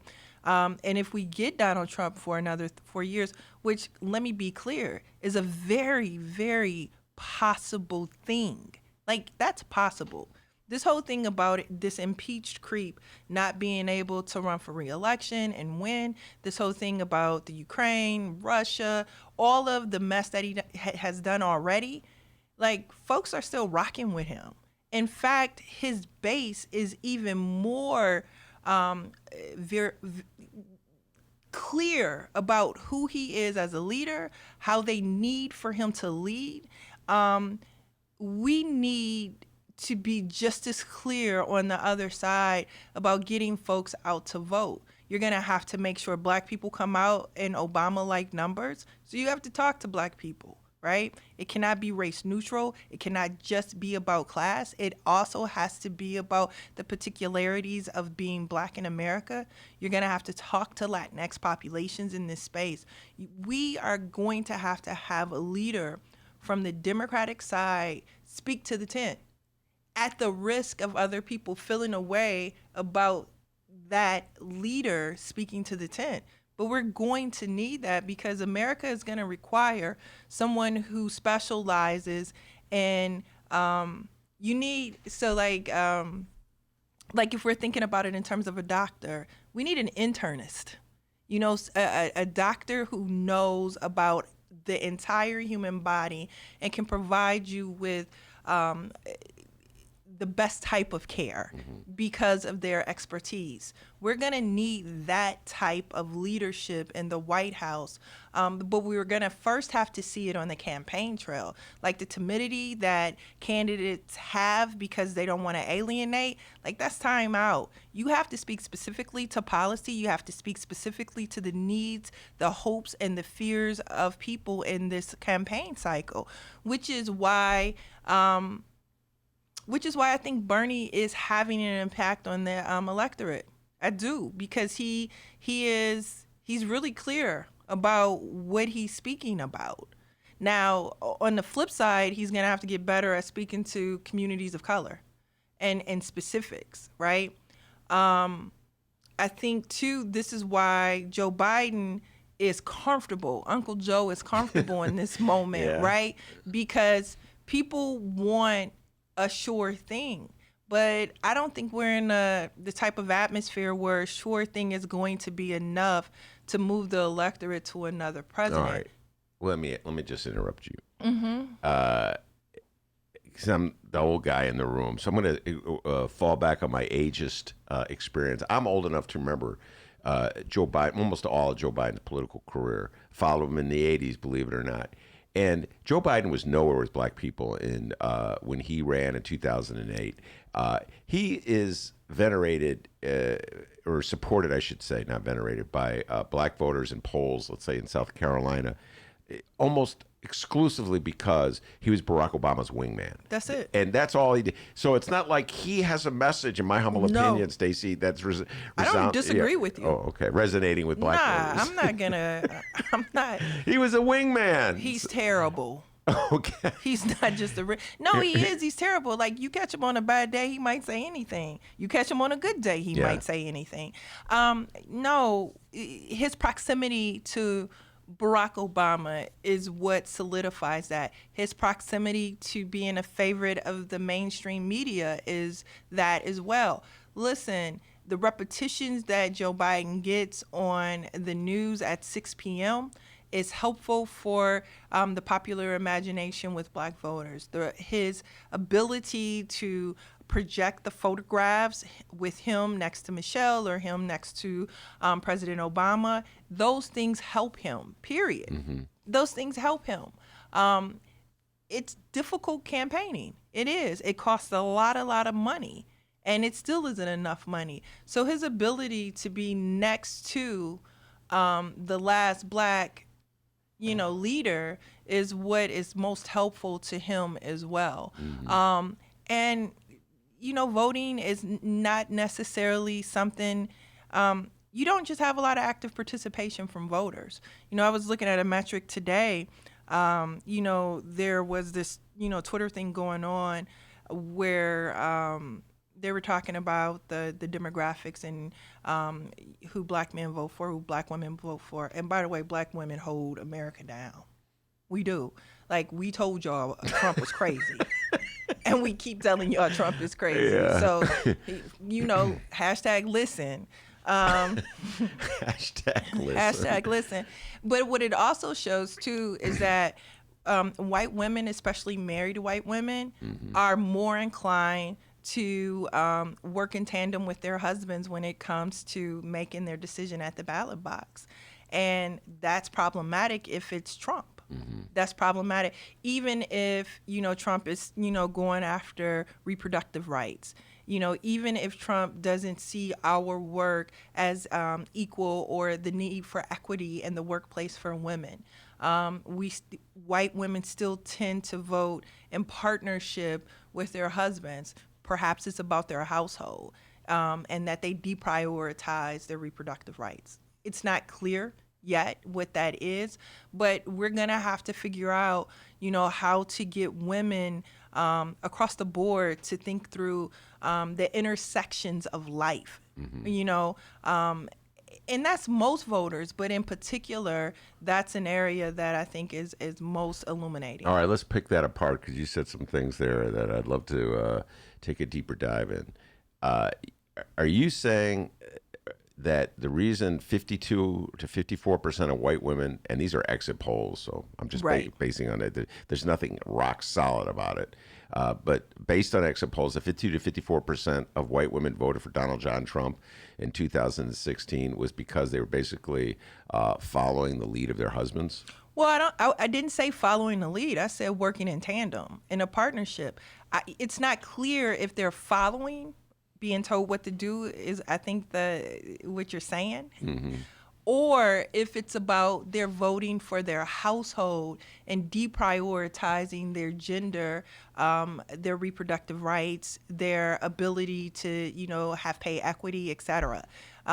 Because everyone has a sort of a top five, I think, that they go to the polls with, issues that are important to them. And so perhaps their household is most important, and that the other issues that are more identifiable with being a woman are less important when they go to the polls. I'm not clear that we've spent enough time evaluating that. I know we've spent enough time popularly just being pissed off about that instead of, kind of diving into it and asking some real questions about the intersections of life and why the voters prioritize X and not Y. All right, let's break it down. Advice from you would give to, well, let's start with Bernie. You made a point, which I've heard many times, and I think the polls reflected it back in 2016. Black voters went with Hillary Clinton by and large, not Bernie. And in fact, I would argue the reason Hillary was the nominee was because of the black vote. You cannot win the Democratic nomination if you don't get the black vote. That's right. All right. And whenever I say this, my friends of the leftist persuasion immediately come back and say, "But Ben, what you don't understand," which is, by the way, their favorite phrase. "But Ben, what you don't understand is that young black people voted for Bernie, and it was the old black people that voted for Hillary Clinton." I'm not quite sure I've seen any numbers that have substantiated that, but I'm willing to concede that point just for the sake of the discussion. So, Stacy, what advice would you give Bernie Sanders to sort of change this trend and try to make himself more acceptable to black voters across the board? You know what I find interesting is that these progressive ideas of Medicare for all, progressive ideas of, access to public education through college, free college. All of those things are fundamentally issues that have been birthed through the black experience in America. Like, honestly, you check post-slavery in the South and the needs of the newly freed Africans in the South. It was healthcare, it was public education, and our push for it for centuries, right? These are fundamentally the pillars, the infrastructure of the progressive movement, and it's not identifiable by black people right now in the same way in which it was birthed in America. That is just so absolutely interesting to me. And the inability of the candidates to just say that out loud is problematic. I think you just say it. I don't know what the block is, not just for him, but in general, is that you just say it's a fact. The thing is a thing. These are ideas that were birthed by the black experience in America, and the necessity for healthcare, the necessity for the public education. And so he's doing better, I think, in this cycle than he did in the last cycle. It's an obvious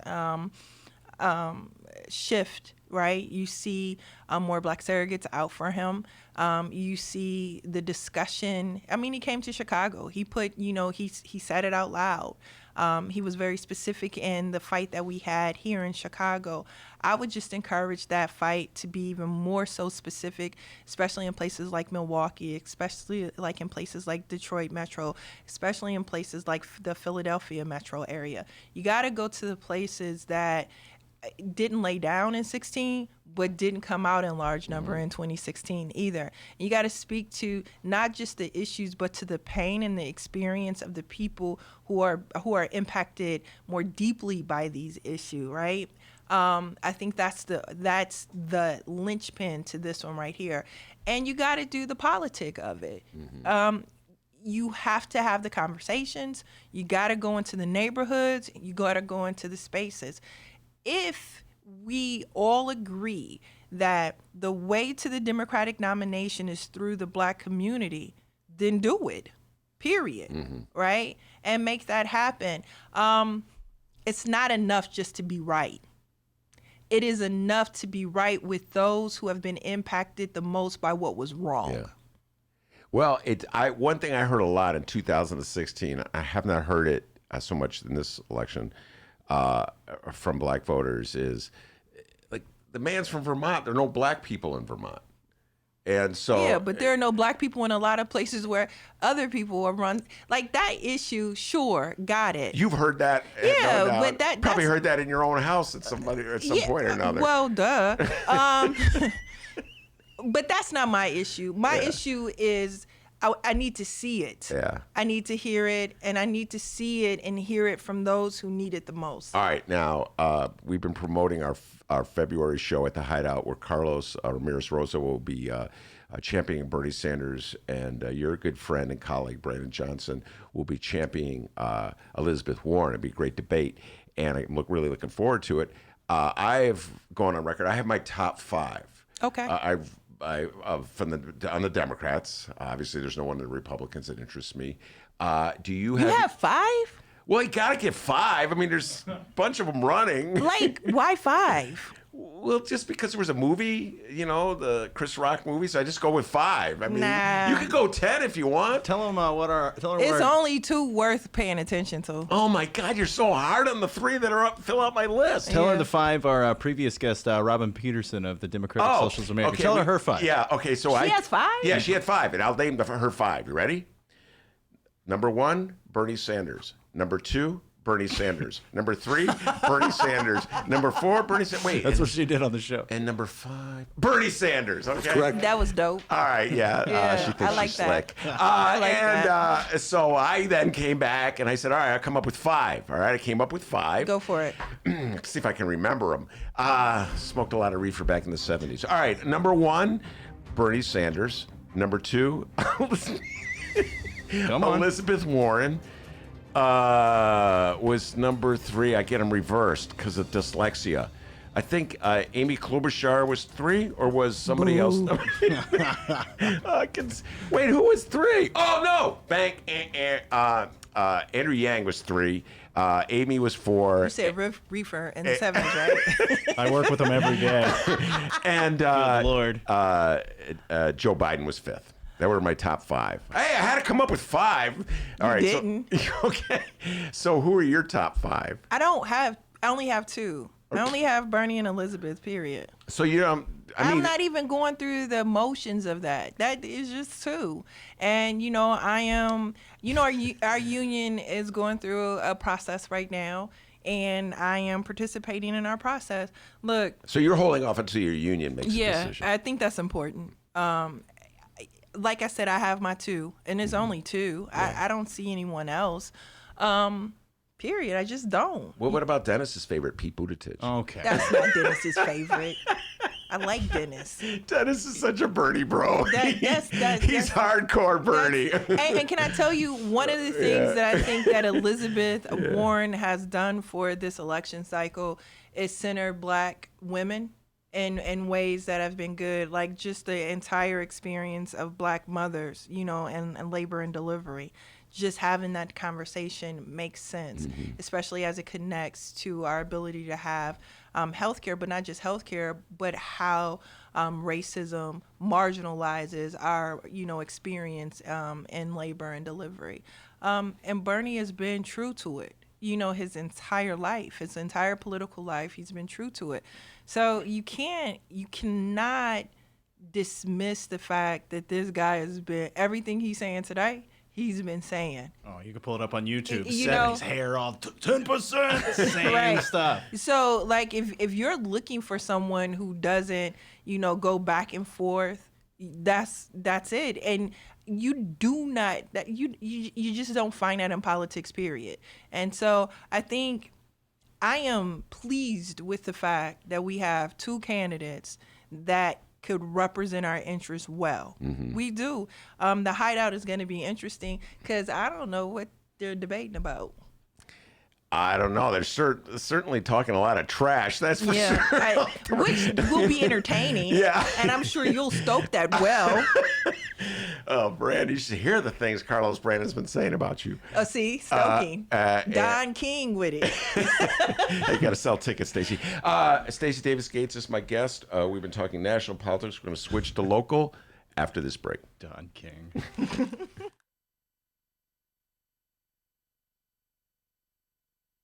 Read the Chicago Reader to get up to speed on what's what in Chicago. Culture, food, arts and entertainment, weekly concert listings, weekly event listings, the environment, travel. I can continue, but you get the point. And for all of you Chicago political junkies, raw weekly columns on real city politics from Maya Dukmasova and our very own Ben Joravsky. The Chicago Reader, free to the public in newsstands throughout the city and online at chicagoreader.com. Read it now and be a more informed Chicagoan.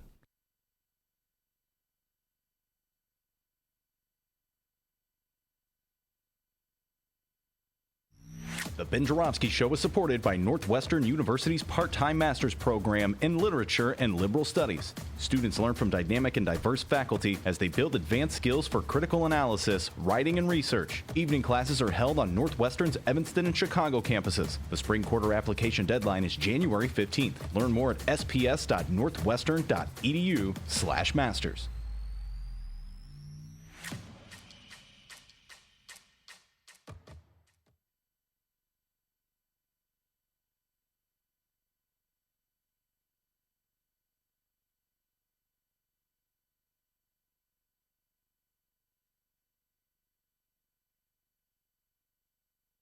Did you know that 40% of the people in Illinois opt to be cremated? Well, it's true. And Chicagoland Cremation Options honors their wishes by providing cremation services directly to the general public. Chicagoland Cremation Options provides an affordable, ethical, and easy cremation arrangement, whether in person or online. Save thousands and streamline the process by going directly to Chicagoland Cremation Options. It's a family-owned business operated by my good friend, Douglas Klein. Here's how you reach them. ChicagolandCremationOptions.com. One more time, ChicagolandCremationOptions.com.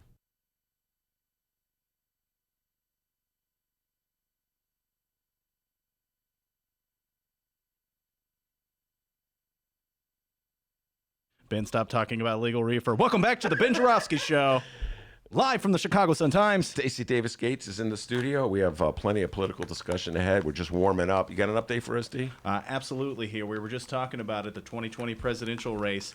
Let's see here. The following comes from Ben's favorite, the Chicago Tribune. He gets it home delivered every day. I do get it home delivered every day. Yes, I do. Supporting you, Tribune. The filing period for Illinois St. Patrick's Day presidential primary ended Friday. Several local names are running to be presidential candidate delegates. Yeah, we were talking about this with Jacob, the political know-it-alls on Friday. We'll be taking a deep dive on this one. Well, we'll get you all coached up here before Friday's interview, listeners. Let's find out who wants to be delegates for our top three Democratic candidates.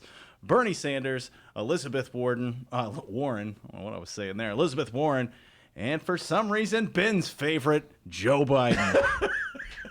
Joe Biden. Still not sure why. Grandpa Joe! All four of our Biden listeners are cheering right now. All right, so let's find out the delegates for Bernie Sanders. Candidates. Oh, this will be fun. Go ahead. Yeah. I don't know the answer to this one. All right, Sanders delegate candidates are Cook County Commissioner Alma Anaya, State Senator Robert Peters, friend of the Ben Joravsky Show. Got to get him back. He's really cool. And State Rep Carol Ammons. Oh, another friend of the Ben Joravsky Show. All right. How about Elizabeth Warren delegates? All right. Elizabeth Warren delegates include State Treasurer Michael Frericks, State Senator Omar Aquino, and the tallest man in Springfield, Representative Will Guzzardi of Chicago. I think Frericks is probably taller than Guzzardi. I don't know. Guzzardi's pretty tall. There's a lot of height on Frericks is taller. Frericks is taller? Yeah, he's taller. Either way, get him on your basketball team, all right? Post him up. But Stacy Davis Cates will be the point guard. Okay. Because she can dribble with either hand and pass behind her back. Both hands. So we got the, so Guzzardi, as well as State Senator Christina Castro, State Representative Anna Moeller, sorry if I mispronounced that, of Elgin, and Cook County Assessor Fritz Kagi of Oak Park. Wait, time out. Which, that's with Warren. Oh, Warren. Okay, Kagi's all right, Warren. now, Ben, you want to take... Now, interestingly enough, Bernie has a more diverse slate. I'm not surprised there. Bernie, Yeah, I always felt it was a bum rap that Bernie got in 2016 on the race issue. Putting it out there. More diverse slate there. And I got to tell you, Stacey, I just have to tell you, most of the conversations I had with black supporters for Hillary Clinton went right to, he's from Vermont. I'm just saying, I'm throwing it up. They were Clinton supporters. For what it's worth, the Warren people are taller.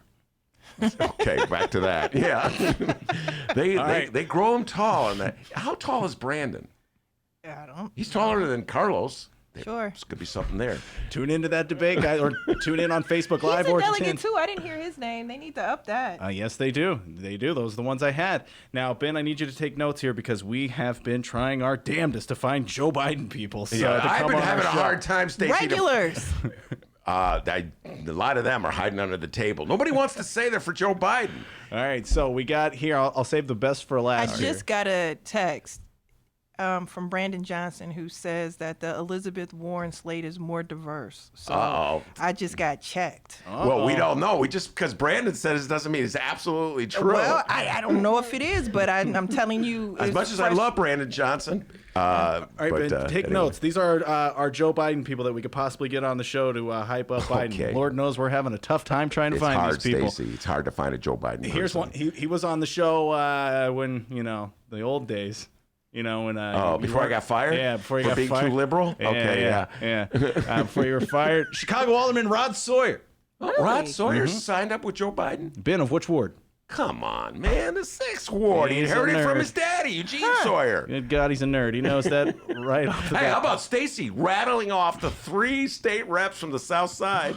Unbelievable. Before we went on the air, talking about political nerds. Very nerdy. Brendan Riley, the 42nd Ward Alderman.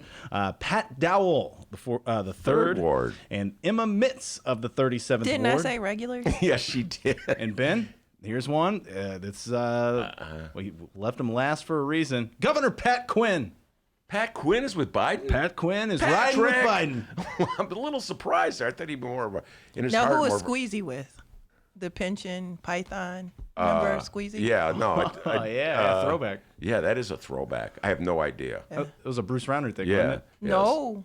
Oh. That was, who came up That with was Squeezy? Quinn. Yeah. Oh, my God. Yeah, she's right. That was Quinn. Mm-hmm. She's a history teacher originally, by the way. Did you know that? So, Ben. Englewood High School. And a pensioner. Brendan Riley, Rod Sawyer, Perhaps more important. Pat Quinn. Those are our 3 people we All right, get we'll to get talk Pat about Quinn Biden. in. We'll get Pat Quinn in to talk, defend Joe Biden. We'll get someone in here to defend Joe. It's hard, Stacy Davis Cates, to find anybody to defend Joe Biden. But and they don't have does Pete Buttigieg have a slate? It doesn't say. I'm sure they're all white. I didn't look. I just found the top 3. I got to say this. I made a reference to it.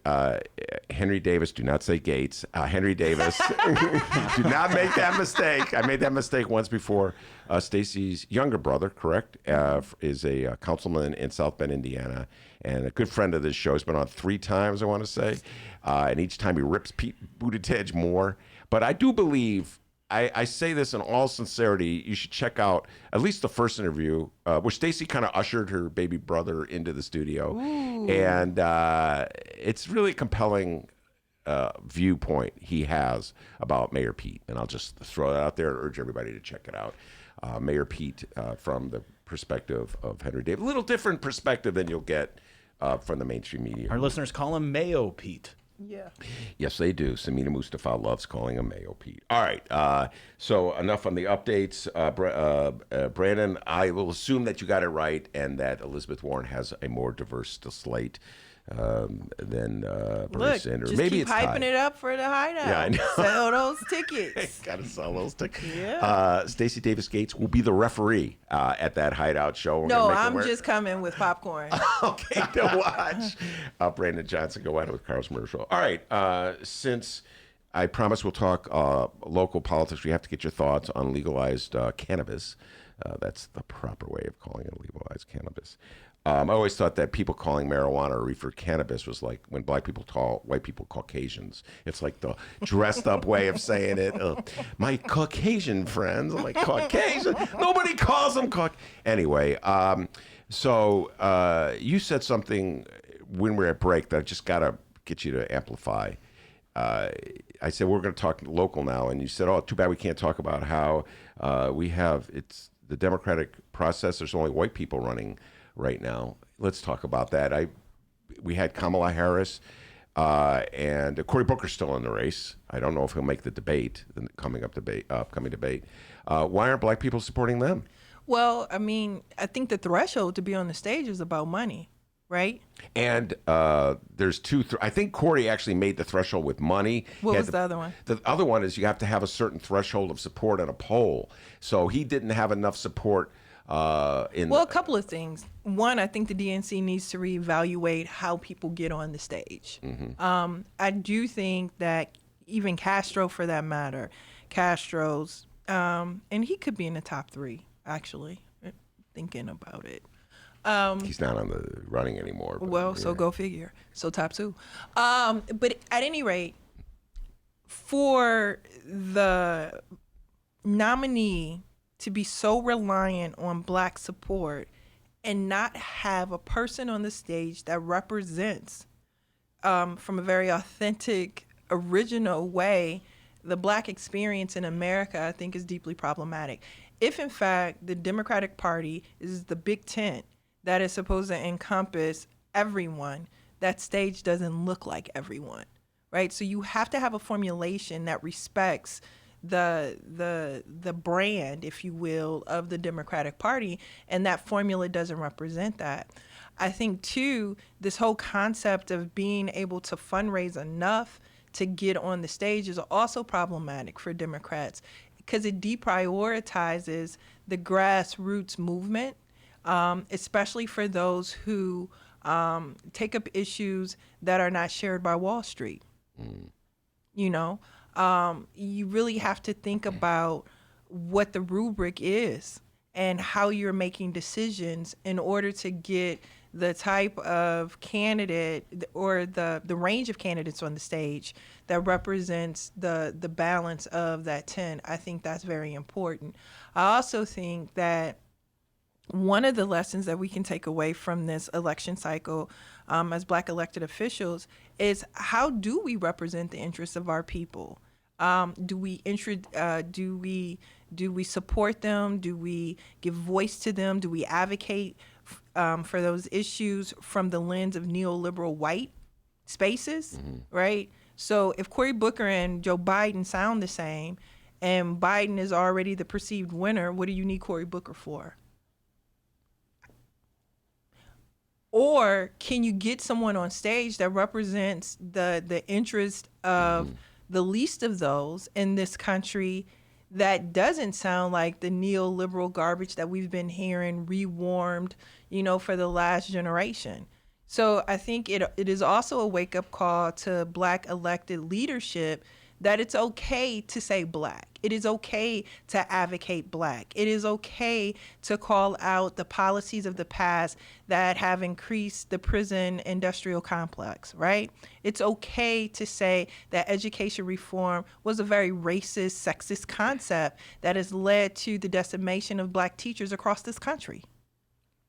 You get to say those things out loud, not continue to cloak for privatization, not continue to say we need to put Black parents in prison because of truancy or jail because of truancy, when do you know how hard it is to be a Black parent? If we connect the dots on minimum wage, which when it passed here in the city, when it passed in the state, like the face of minimum wage were Black single mothers, right? That's who we saw when we talked about it. And the stories that were appropriated about multiple jobs, the fact that these women have children, the lack of affordability in the city for them, wouldn't all of those challenges also make it more challenging to be a parent who the school community sees all the time? I'm going to be honest, the school community don't see me all the time. It just isn't possible. And it's 3 of them. It's, it's just in 2 different schools. It's a lot of pressure. So I do think that this election cycle should also serve as a reflection for the type of politics that Black elected officials have been holding up over time. Like, I voted for Barack. He was the first Black president, and he got a lot of stuff wrong. Wow. Now you're heading into Sergio Mims country. I'm going to give a shout out to a frequent guest on the show, Sergio Mims, who is a film critic. He runs the Black Harvest Film Festival. He also has a lot of political ideas. And Sergio, this is your idea. I know he's listening. And Sergio Mims, his opines that the reason Black voters did not go for Cory Booker and Kamala Harris is because they'd already been down that road with Barack Obama. It didn't work out. So now they're going to try white people. That is essentially, I mean, you boil all down. But that's the problem, is because you do have black political thought. Think Brandon Johnson, think Jeanette Taylor, that represents the voice, the experience, the impacts of bad policy, and how they are coming to us on the left, progressive. And so they need company, right? They need company. And I think that Robert Peters, I think there's room for folks, especially black elected officials, to grow and say Medicare for all, to say no to privatization, to say that we need to reinvest, not just reinvest, but redistribute wealth in this country. Like, there's room to have that discussion and to enact those policies, because the need is certainly there. Well, I'd like just to point out before we head into local, Jesse Jackson, I say this every time. In 1988, it was Bernie's. He was Bernie before Bernie. That's right. And black people overwhelmingly voted for Jesse Jackson. And then what happened when the Clinton years, the Clintons successfully moved the Democratic Party, black people to the Republican included, side. to the Republican side. And so now Bernie, in my opinion, because he played Bernie, a saxophone. And wore sunglasses And when he ate Arsenio soul food. But that's what I'm saying. Like, look, I like Bernie a whole lot. You were I was a delegate, Bernie yeah. delegate. Like, let's keep it 100. I was a Bernie delegate in 2016. Go eat the chicken and the greens with Al Sharpton. Like, honestly, it's not pandering. It's actually a part of that process. And it is okay if that is a part of that process. There are other things to do too. Yes, the policies are right. And go sit down in Sylvia's and have the policies discussion in Sylvia's with Al Sharpton. Yeah. I'm not saying that he didn't do it. I'm saying that the political act of courting the vote and making yourself available to that process is just as important to some people as the actual policy points. Yeah. Fair enough. But all right, let's go move to local.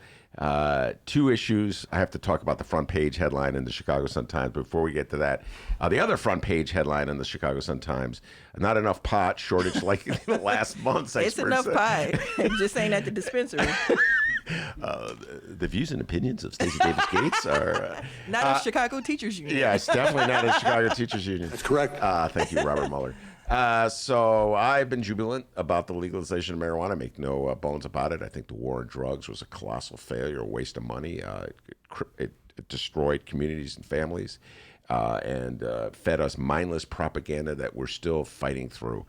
And legalization of marijuana is a small step in the right direction. That's my worldview. Feel free to vigorously disagree with me. Tell me what your thoughts on the legalizations are. I don't disagree with you. I don't disagree at all. In fact, so a couple of things. That photograph that they took inside of City Hall of all of the white guys. Oh, yes, that photograph. Okay, yeah. All the people who own the dispensaries, who are dispensary owners who were bidding for recreational license. Woo! You know, it took my breath away. Because it's not supposed to look like that. Now, advocates from the state who worked very hard on social equity, they said just give it a moment and we'll get it there. I don't discount that. And, woo, that picture was something to see, you know. I will say this. It is very difficult to turn back the hands of time on any. You can't. It's not even difficult, it's impossible. So the question is, how quickly can you get to a space of equity? How quickly can you get to a space of providing opportunity? And we'll see with Illinois and in Chicago how that happens or it doesn't happen.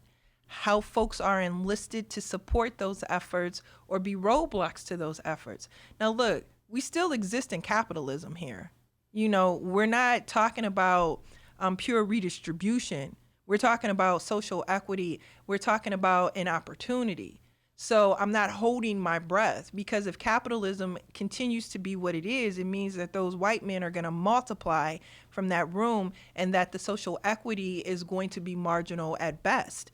Because capitalism, not because people haven't done their damnedest to try and create policy that reflects the best type of justice that's needed in this moment, right? But how do you hold capitalism? How do you put it on pause to actually get redistribution? Because Black people don't want social equity. I mean, it's dressed up and it's nice. No, we actually want redistribution. We want all of the brothers and all of the sisters who have been like sentenced to god awful terms in penitentiaries to be freed. We want them to have an opportunity to make the money that they should have been able to make, like the guys in the room, the white guys in the room. I don't want to see on the cover of the Tribune or the Sun-Times soccer moms who are now weed kingpins. Like, I don't want to see that. Yeah. That is terribly those were the stories from Colorado. So when they were exporting the experience from Colorado outside of Colorado to get other states to consider legalization, it was the story of the soccer mom. Yeah, no, I just thought of that TV. There was a TV show. Weeds. Thank you. Thank you. Right, weeds. About a soccer mom who became a big-time drug dealer. Go ahead.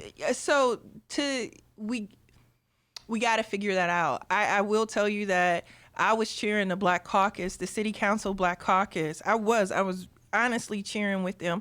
I was cheering with the Democratic Socialists who said that they were going to ride with the Black Caucus on that issue because it needed to be said. I also disagree that it was a slap in the face to the state legislators. I don't. I know that in government that the state legislature did as much as they could for social equity, because they had to put a certain number of votes on it. And all those votes were not going to come from the Black Caucus or the Latinx Caucus, and it wasn't going to come from the Chicago delegation. They had to get votes from the balance of the state. So the legislation is going to look a certain way to get the number of votes. I know that. But then allow the city, where you had more concentrated Black votes that were in the city of Chicago, more Latinx votes, more progressive votes that are concentrated in the city, let them get you a little further and the equity game, the redistribution game. I really wish there could have been a synthesis before a showdown to actually bring about something that looks stronger. Because I think that everyone who worked on this in the state really had a lens for equity. I don't think that they are lying to us about that. What do you mean by synthesis before showdown? What does that mean? An ability to work in coalition, so they can synthesize what the impacts need to be in Chicago for Black folks, for marginalized communities, for Latinx folks, right? For those who have been targeted unjustly in the drug propaganda war, right? How do you do that together and not separate? I think they make a case for having more synthesis, consensus maybe, before policies are passed, that there isn't just a game in Springfield, but the game extends itself into the city council in Chicago. I also think it says a lot about the lack of coalition building that the fifth floor is doing too. I do. I think that what we see and how policies are being finished in Springfield and handed to Chicago without Chicago having a real voice on it says a lot about the mayor's hand not being as strong in Springfield as Rahm or Daley's hand was before. It could also say something about legislators in Springfield also saying that the mayor of Chicago is on par with mayors across the state of Illinois. Now, that's a good trend. All right, I'm going to defend Lori Lightfoot. Sure. Okay, here we go. When you talked about comparing her to Daley and Rahm on this particular issue and the influence they have in Springfield, the issue that the Black Caucus in the Chicago City Council confronted was the disparity, the inequity, the unfairness, where we finally legalized reefer and the dispensaries are white people. And Black people have been arrested for smoking reefer all these years. White people get to smoke it all the time in their backyards. Just watch the Dave Chappelle bit about his friendship and how he deals with the cop if you want to know. Okay? We all know this is going on. We've looked the other way. We ignored it. Finally, we legalize it, and the people making the money are white. So the city council, I welcome any sign of dissent in the Chicago City Council to stage. They rose up. Jason Irvin, let's give him a little shout out, organized a bit of a rebellion, and Lori Lightfoot found herself having to deal with the issue of social inequity. I don't believe the fact that the state law allowed a situation to exist where black people were frozen out is a sign of Lori Lightfoot's lack of power. I think standing up for poor black people or black people in general in Chicago will always be a difficult sell for any mayor of the city of Chicago, be it Rahm Emanuel, being Richard M. Daley, So we have two separate school codes in the state of Illinois. You got a school code for Chicago and you got a school code for the rest of Illinois. You have the majority of black students that are in Chicago, public schools, if you look at the percentages across the state. What I'm saying is this: Chicago has always, you got the Chicago Teachers Pension Fund, you got the teachers retirement system. I can keep going on the list of things that are different for Chicago than for the rest of the state. Why is cannabis different? Why can't you get a carve out for Chicago? You know the most black people are in Chicago. You know the most impacted population by the punitive measures of the drug war in Chicago. Let's keep it 100. We have more black people in Chicago who have been penalized by this racist war on drugs. That's fact, right? So what are we doing to get the carve out that they've gotten carve outs for everything before? Like you get carve outs in Chicago. Name one. Name a million. And how come you can't get this carve out with the emphasis on equity? You can even sunset it. You can even you can even make it start later. You knew the money was gonna come out of Chicago. Like by and large, it's a tourist attraction, one of the hottest tourist attractions in the world right now. Like we could talk about carve out. Like, look, flex a little bit. Don't just flex on poor black kids. Flex on rich white men. Fair enough. And I will point out, I have to point this out, that, follow me on this, Stacy, when the city of Chicago, when the mayor of Chicago came to the conclusion that the law overseeing the implementation of a casino in Chicago was not beneficial to the operator. What's she do? They says, hold, stop, brakes on wheel. We're going to have to hold off on the casino for a while till we fix this so the person who owns the casino makes more money. So fair enough. I'm just proving your point. Yeah. I told you it's 1,000,002 examples to prove the point. And I'm just saying that it's really hard to get people in anywhere to stand up for black people. Duh. I'm just throwing. Well, I just throw that out But that's there. her job. Yeah, but that's I'm what just she saying, told us she was gonna do. Okay, but Rahm didn't do any better job at it, and Richard Michael harmed Daley. us. Yeah, that was his thing. He closed 50 schools on us. He covered up Laquan McDonald's murder on us. I keep going. Yeah, I know. But that was his thing. This mayor said, I'm going to protect, support, enrich, figure out equity. And so this was an opportunity to do it. Like, look, I'm not trying to be disparaging. I am just pointing out something that I think is very obvious to me, is that there are always separate rules for Chicago, especially as it relates to penalty for black people. So this was a perfect opportunity to have a separate rule for Chicago that was about equity and redistribution. I cannot argue with that point. All right, but how are you getting along with Lori Lightfoot these days? Coming out of the teacher strike, I can't remember if you've been on the show since then. It was, at a certain point, it was turning into the Stacy versus Lori fight. Yeah. Speaking of Don King Enterprises, so have you had any sit downs? with Lori Lightfoot? You get going out for lunch? Lori, with her? call me. Let's have coffee. Nah, we haven't. And no, look, no, we haven't. But I ain't beefing with Lori. It was never about Lori Lightfoot. It's always been about the agenda that we've had since Karen Lewis 2010. Like, it hasn't changed. The agenda is literally the same agenda for the last decade. We're not going to fold this agenda up and put it in a pocket or in the top drawer or the bottom drawer somewhere until we realize the needs of our school communities in our city. And so that doesn't have Rahm's name on it. He was just a perfect foil because he did everything wrong. But it didn't have his name on it no more than it has Lori Lightfoot's name on it. We're looking for school communities to work well. We're looking for rich people to pay a little more for the operation of the city that we believe is the greatest on earth, right? We're looking for leadership that's going to say that equity is just not something you say on a campaign trail, but that you pass into law. Look, she still has opportunity. You know, the best thing about what's happening is that she messed it up, very early. And so you have the opportunity to get better with it.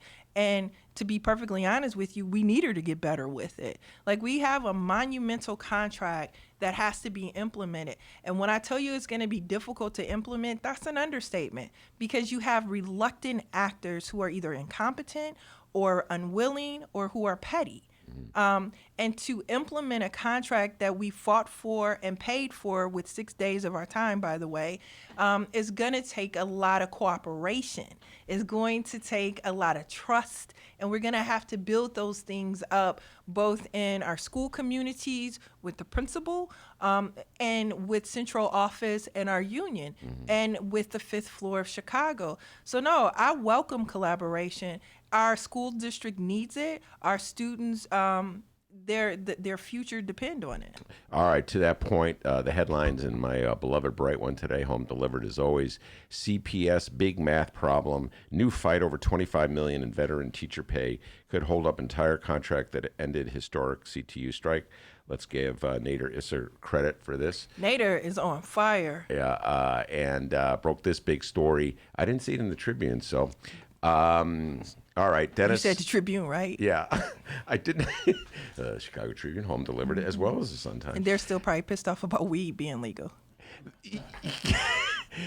I will now refrain from going back to that conversation. I just wrote a column on that very topic. I can't believe you read my mind. Just literally wrote a column about the Tribune headline last week, which is like, I know I should move on to Stacy Davis Cates, but sometimes it's hard for me to move on, okay? There's goddamn dirty dope around here. Yeah, right. That's basically, what do you tell your children about? I mean, I'm like reading this for real. What are you going to tell your children? What do you need legal weed to talk to your children about drugs and vices and alcohol? Talk to them about them prescriptions they're getting from the doctor. That's what you want to talk to them about. I mean, what are we going to tell the children? All right. Anyway, CPS big math problem. Dennis, I forgot, man. So long since I've been in school, they were called story problems. This is like a story problem. It's such inside baseball. So let me just boil this down, because I don't want you to go to sleep. Well, let's see if that works. There was agreement. So one of the big issues at the table that precipitated 11 days was our demand that veteran experienced teachers be compensated for their experience. It's important. Cops get it. Firefighters get it. It is a thing with public employees that the more experience, the more education that they have, that their salary reflects that. That doesn't happen in Chicago public schools. It's never happened in the Chicago public schools. So one of the demands in this contract was that we put more money in steps, which steps translate to years, for veteran teachers, to appreciate the expertise and the stability that they bring to school communities. Because when I tell you, you don't know what you're doing within the first 5 years, you don't know what you're doing within the first 5 years. You're going to need someone to tell you to blow it out. This is how you do it, and keep practicing, right? And mentoring you. That's one thing. Second thing is that we're also recognizing the fact that CPS also has an issue with recruiting and maintaining, supporting Black teachers. And many of our Black teachers who are in the system currently are veteran experienced teachers. So how do we also value their expertise and contributions to our school communities, right? And so that was a big demand of ours. CPS doesn't want to do it because they see that as a growing liability. Like the more money you put into a step in this contract, it increases in the next contracts. And so they don't want to say yes. But the problem with this is they did say yes. Yeah. They said yes on the 5th floor. The time I got to go, they did say yes. And so now they're saying, well, we said yes, but we said a bonus. And it's like, for real, like we ain't never said bonus. Like in the history of our compensation package, we don't say bonus. We just don't. And so we don't dispute the fact that the $25 million is there over the next 5 years to compensate veteran experienced teachers. What we're fighting about, big surprise, is about how that compensation will be distributed to our educators. And we want it in steps, which is what we agreed to. They want to put it in one step. See, this is where... Yeah, it's a bonus. That means it's just this year. And No. They want to do a bonus and a step. So, see, there's capitulation to, like, what we've agreed to. Like, we've already agreed to steps. They said, well, we could do a step, but then let's also do the rest in a bonus. But we could give you one step. And we're like, no, that's not what we agreed to. So we're basically still fighting, again, big surprise about this. Now, will this be fought in court? Is this going to be a lawsuit? Potentially. Look, at some point, this relationship has got to get better. And this is coming from, one of the leaders in this that doesn't mind throwing a punch, right? I don't shy away from that. And I also know that that's not the only like motion that we need in this relationship. Yeah, sure, you can get punched around sometimes, but what we actually need more of is sitting at a table and coming to consensus, sitting at a table and making agreements, sitting at a table and figuring out compromise. Like, we have to get there. Like, if we don't get there, we're going to continue to fight. We've already won, right? 11 days, social worker, nurse, smaller class size, veteran teacher pay. Like, we've won. Stop fronting about the win. Go ahead and capitulate, and let's move this forward. But that is my biggest anxiety in this moment, to be perfectly honest with you, is that the relationship remains so ridiculously acrimonious until we can implement all of the great things that we've won in this contract. And we got to get past acrimony, we got to get past petty, and we got to get to implementation. All right. That's Stacy Davis Cates. My suggestion to the Don King and me, I always talk about Stacy Davis Cates being an outstanding point guard for the LaSalle Lions. There you go. Lori Lightfoot was a point guard back in the day. One-on-one. There we go. One-on-one. 2 point guards going at it. Stacy Davis Cates versus Lori Lightfoot. I'd pay to watch that. All right, Stacy, we're at only. I'd be the only one. Only you. Yeah, maybe your brother would watch it with me. Geriatric ball. Talk about the smell of Bengay, the excessive use of knee pads. It's just terrible. Yeah, maybe it would have been a great showdown in the 90s. How about that? Yeah, for sure. The glory days of Stacy Davis Cates. All right, Stacy, it's a blast talking to you. As always, we will book you for the next appearance before you get out this bill? You got an update or something? I just wanted to play something for Stacy. During the strike, we were every day we were back and forth, with the updates. And man, it was one of our favorite things here. Jesse Sharkey. He was out. Played this for her already? Have we played this for you? No, you haven't heard this? I haven't been Oh, here. you haven't heard this? Okay, all right, let's go. We got a kick out of this. So Jesse Sharkey was out, outside the schools, doing his thing, and TV would come and talk to him all the time. And man, we would play this clip a lot, and I thought you'd get a kick out of it. Jesse Sharkey talking to the people. But boy, the people of Chicago just are in support of the teachers. They can't help but show their love. Social workers, psychologists, counselors. It's these horns.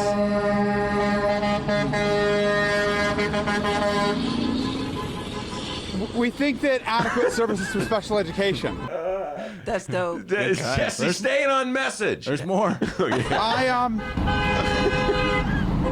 Right now, That's it. Jesse, go with the flow, man. Talk about the honking horns. I'm staying on point. That's right. I'm disciplined.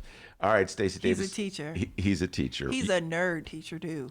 For 10 trivia points, what high school did Jesse Sharkey teach at before he went to the Union? Go. He taught at CVS and then it's in high school. Very good.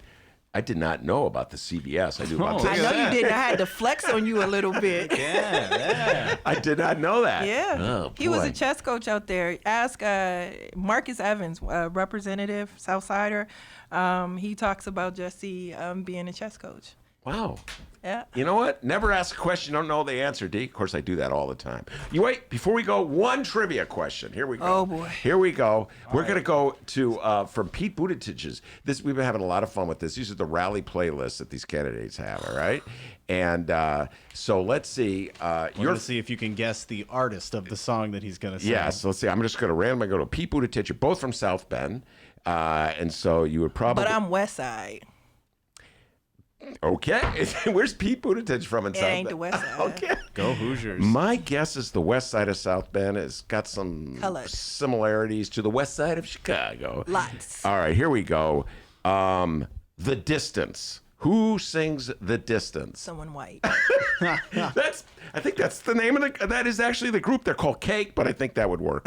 White. Wait, just in defense of Mayor Pete, he does have a black artist on this list. And I happen to know. Hootie. The whitest black artist on the planet. That's so unfair. First of all, I'm looking to see if Hootie... Which is terrible because I did grow up in South Bend. Like, this is all a front. By the way, no, that's not. Hootie is not on this list. But the great Curtis Mayfield from Chicago, Illinois, I believe he went Pusha Man. to Wells High. No, he doesn't have a Pusha Man. Give you credit for knowing that song. That's way before your time. Dude, it's Curtis Mayfield. He is the godfather of hip hop. West Coast hip hop at that. You were not even George born. Clinton and Curtis Mayfield. If you listen to all the samples from like 90s hip hop from the West Coast, it's either George Clinton or Curtis Mayfield. Well, right? I got to give you credit for that. I'm not a big fan of hip hop, know almost nothing about it, but I do know Curtis Mayfield, Move On Up. It's the name of the song. I like that one. It's a great song. So give Mayor Pete a little love. For that. Sorry, Mayor. Oh, man, he's got a Hall & Oates song on there, but I've never heard of it. I like Hall & Oates. Which one is on there? You Make My Dreams. You make my dreams. Oh, that's the song. Come on, let's just sing Sarah Smile. All right. That's too black. Oh, that's too black for Mayor Pete. I got the white Hall & Oates song. You 93. Yeah. I don't know any of the. Oh no, wait! As we head out the door, Brandon Johnson will want me to make a correction because he always is telling me. Darius Ruckers is on this list. Told you. And he's the lead singer for Hootie, right? Yes, Darius Ruckers with an S at the end. So I was right. Yeah, you were right. Yeah. She was right. That's correct. Did you get anything for being right on this show? Here you go. I'm gonna take this nice Burnett Williams. No, I'm gonna give you my Bernie stoner pin. Reefer for Bernie. Anyway, Stacy Davis Cates, thank you so much. My Dukmasova was in the show earlier, and of course the man, the myth, the legend, and Stacy, as you know, back home in Alton, they call him White Lightning. Give yourself still a doing that in the new year, huh? Take it out of petty cash. See you on Thursday, everybody. Hey, and remember, you can download previous Ben Joravsky shows and Benny J bonus interviews at both Chicago Sun-Times and Chicago Reader websites and wherever else you download your favorite podcasts. Downloaders, we live stream this program. It's true. Tuesdays through Fridays, 1 until 3 p.m. Central Time at both Chicago Sun-Times and Chicago Reader websites and the Chicago Sun-Times YouTube channel. Join us, won't you? Join the live stream chat. Make fun of Ben. Everybody does. It's a great time, and we'll probably read your comment on the air. We'll see you tomorrow.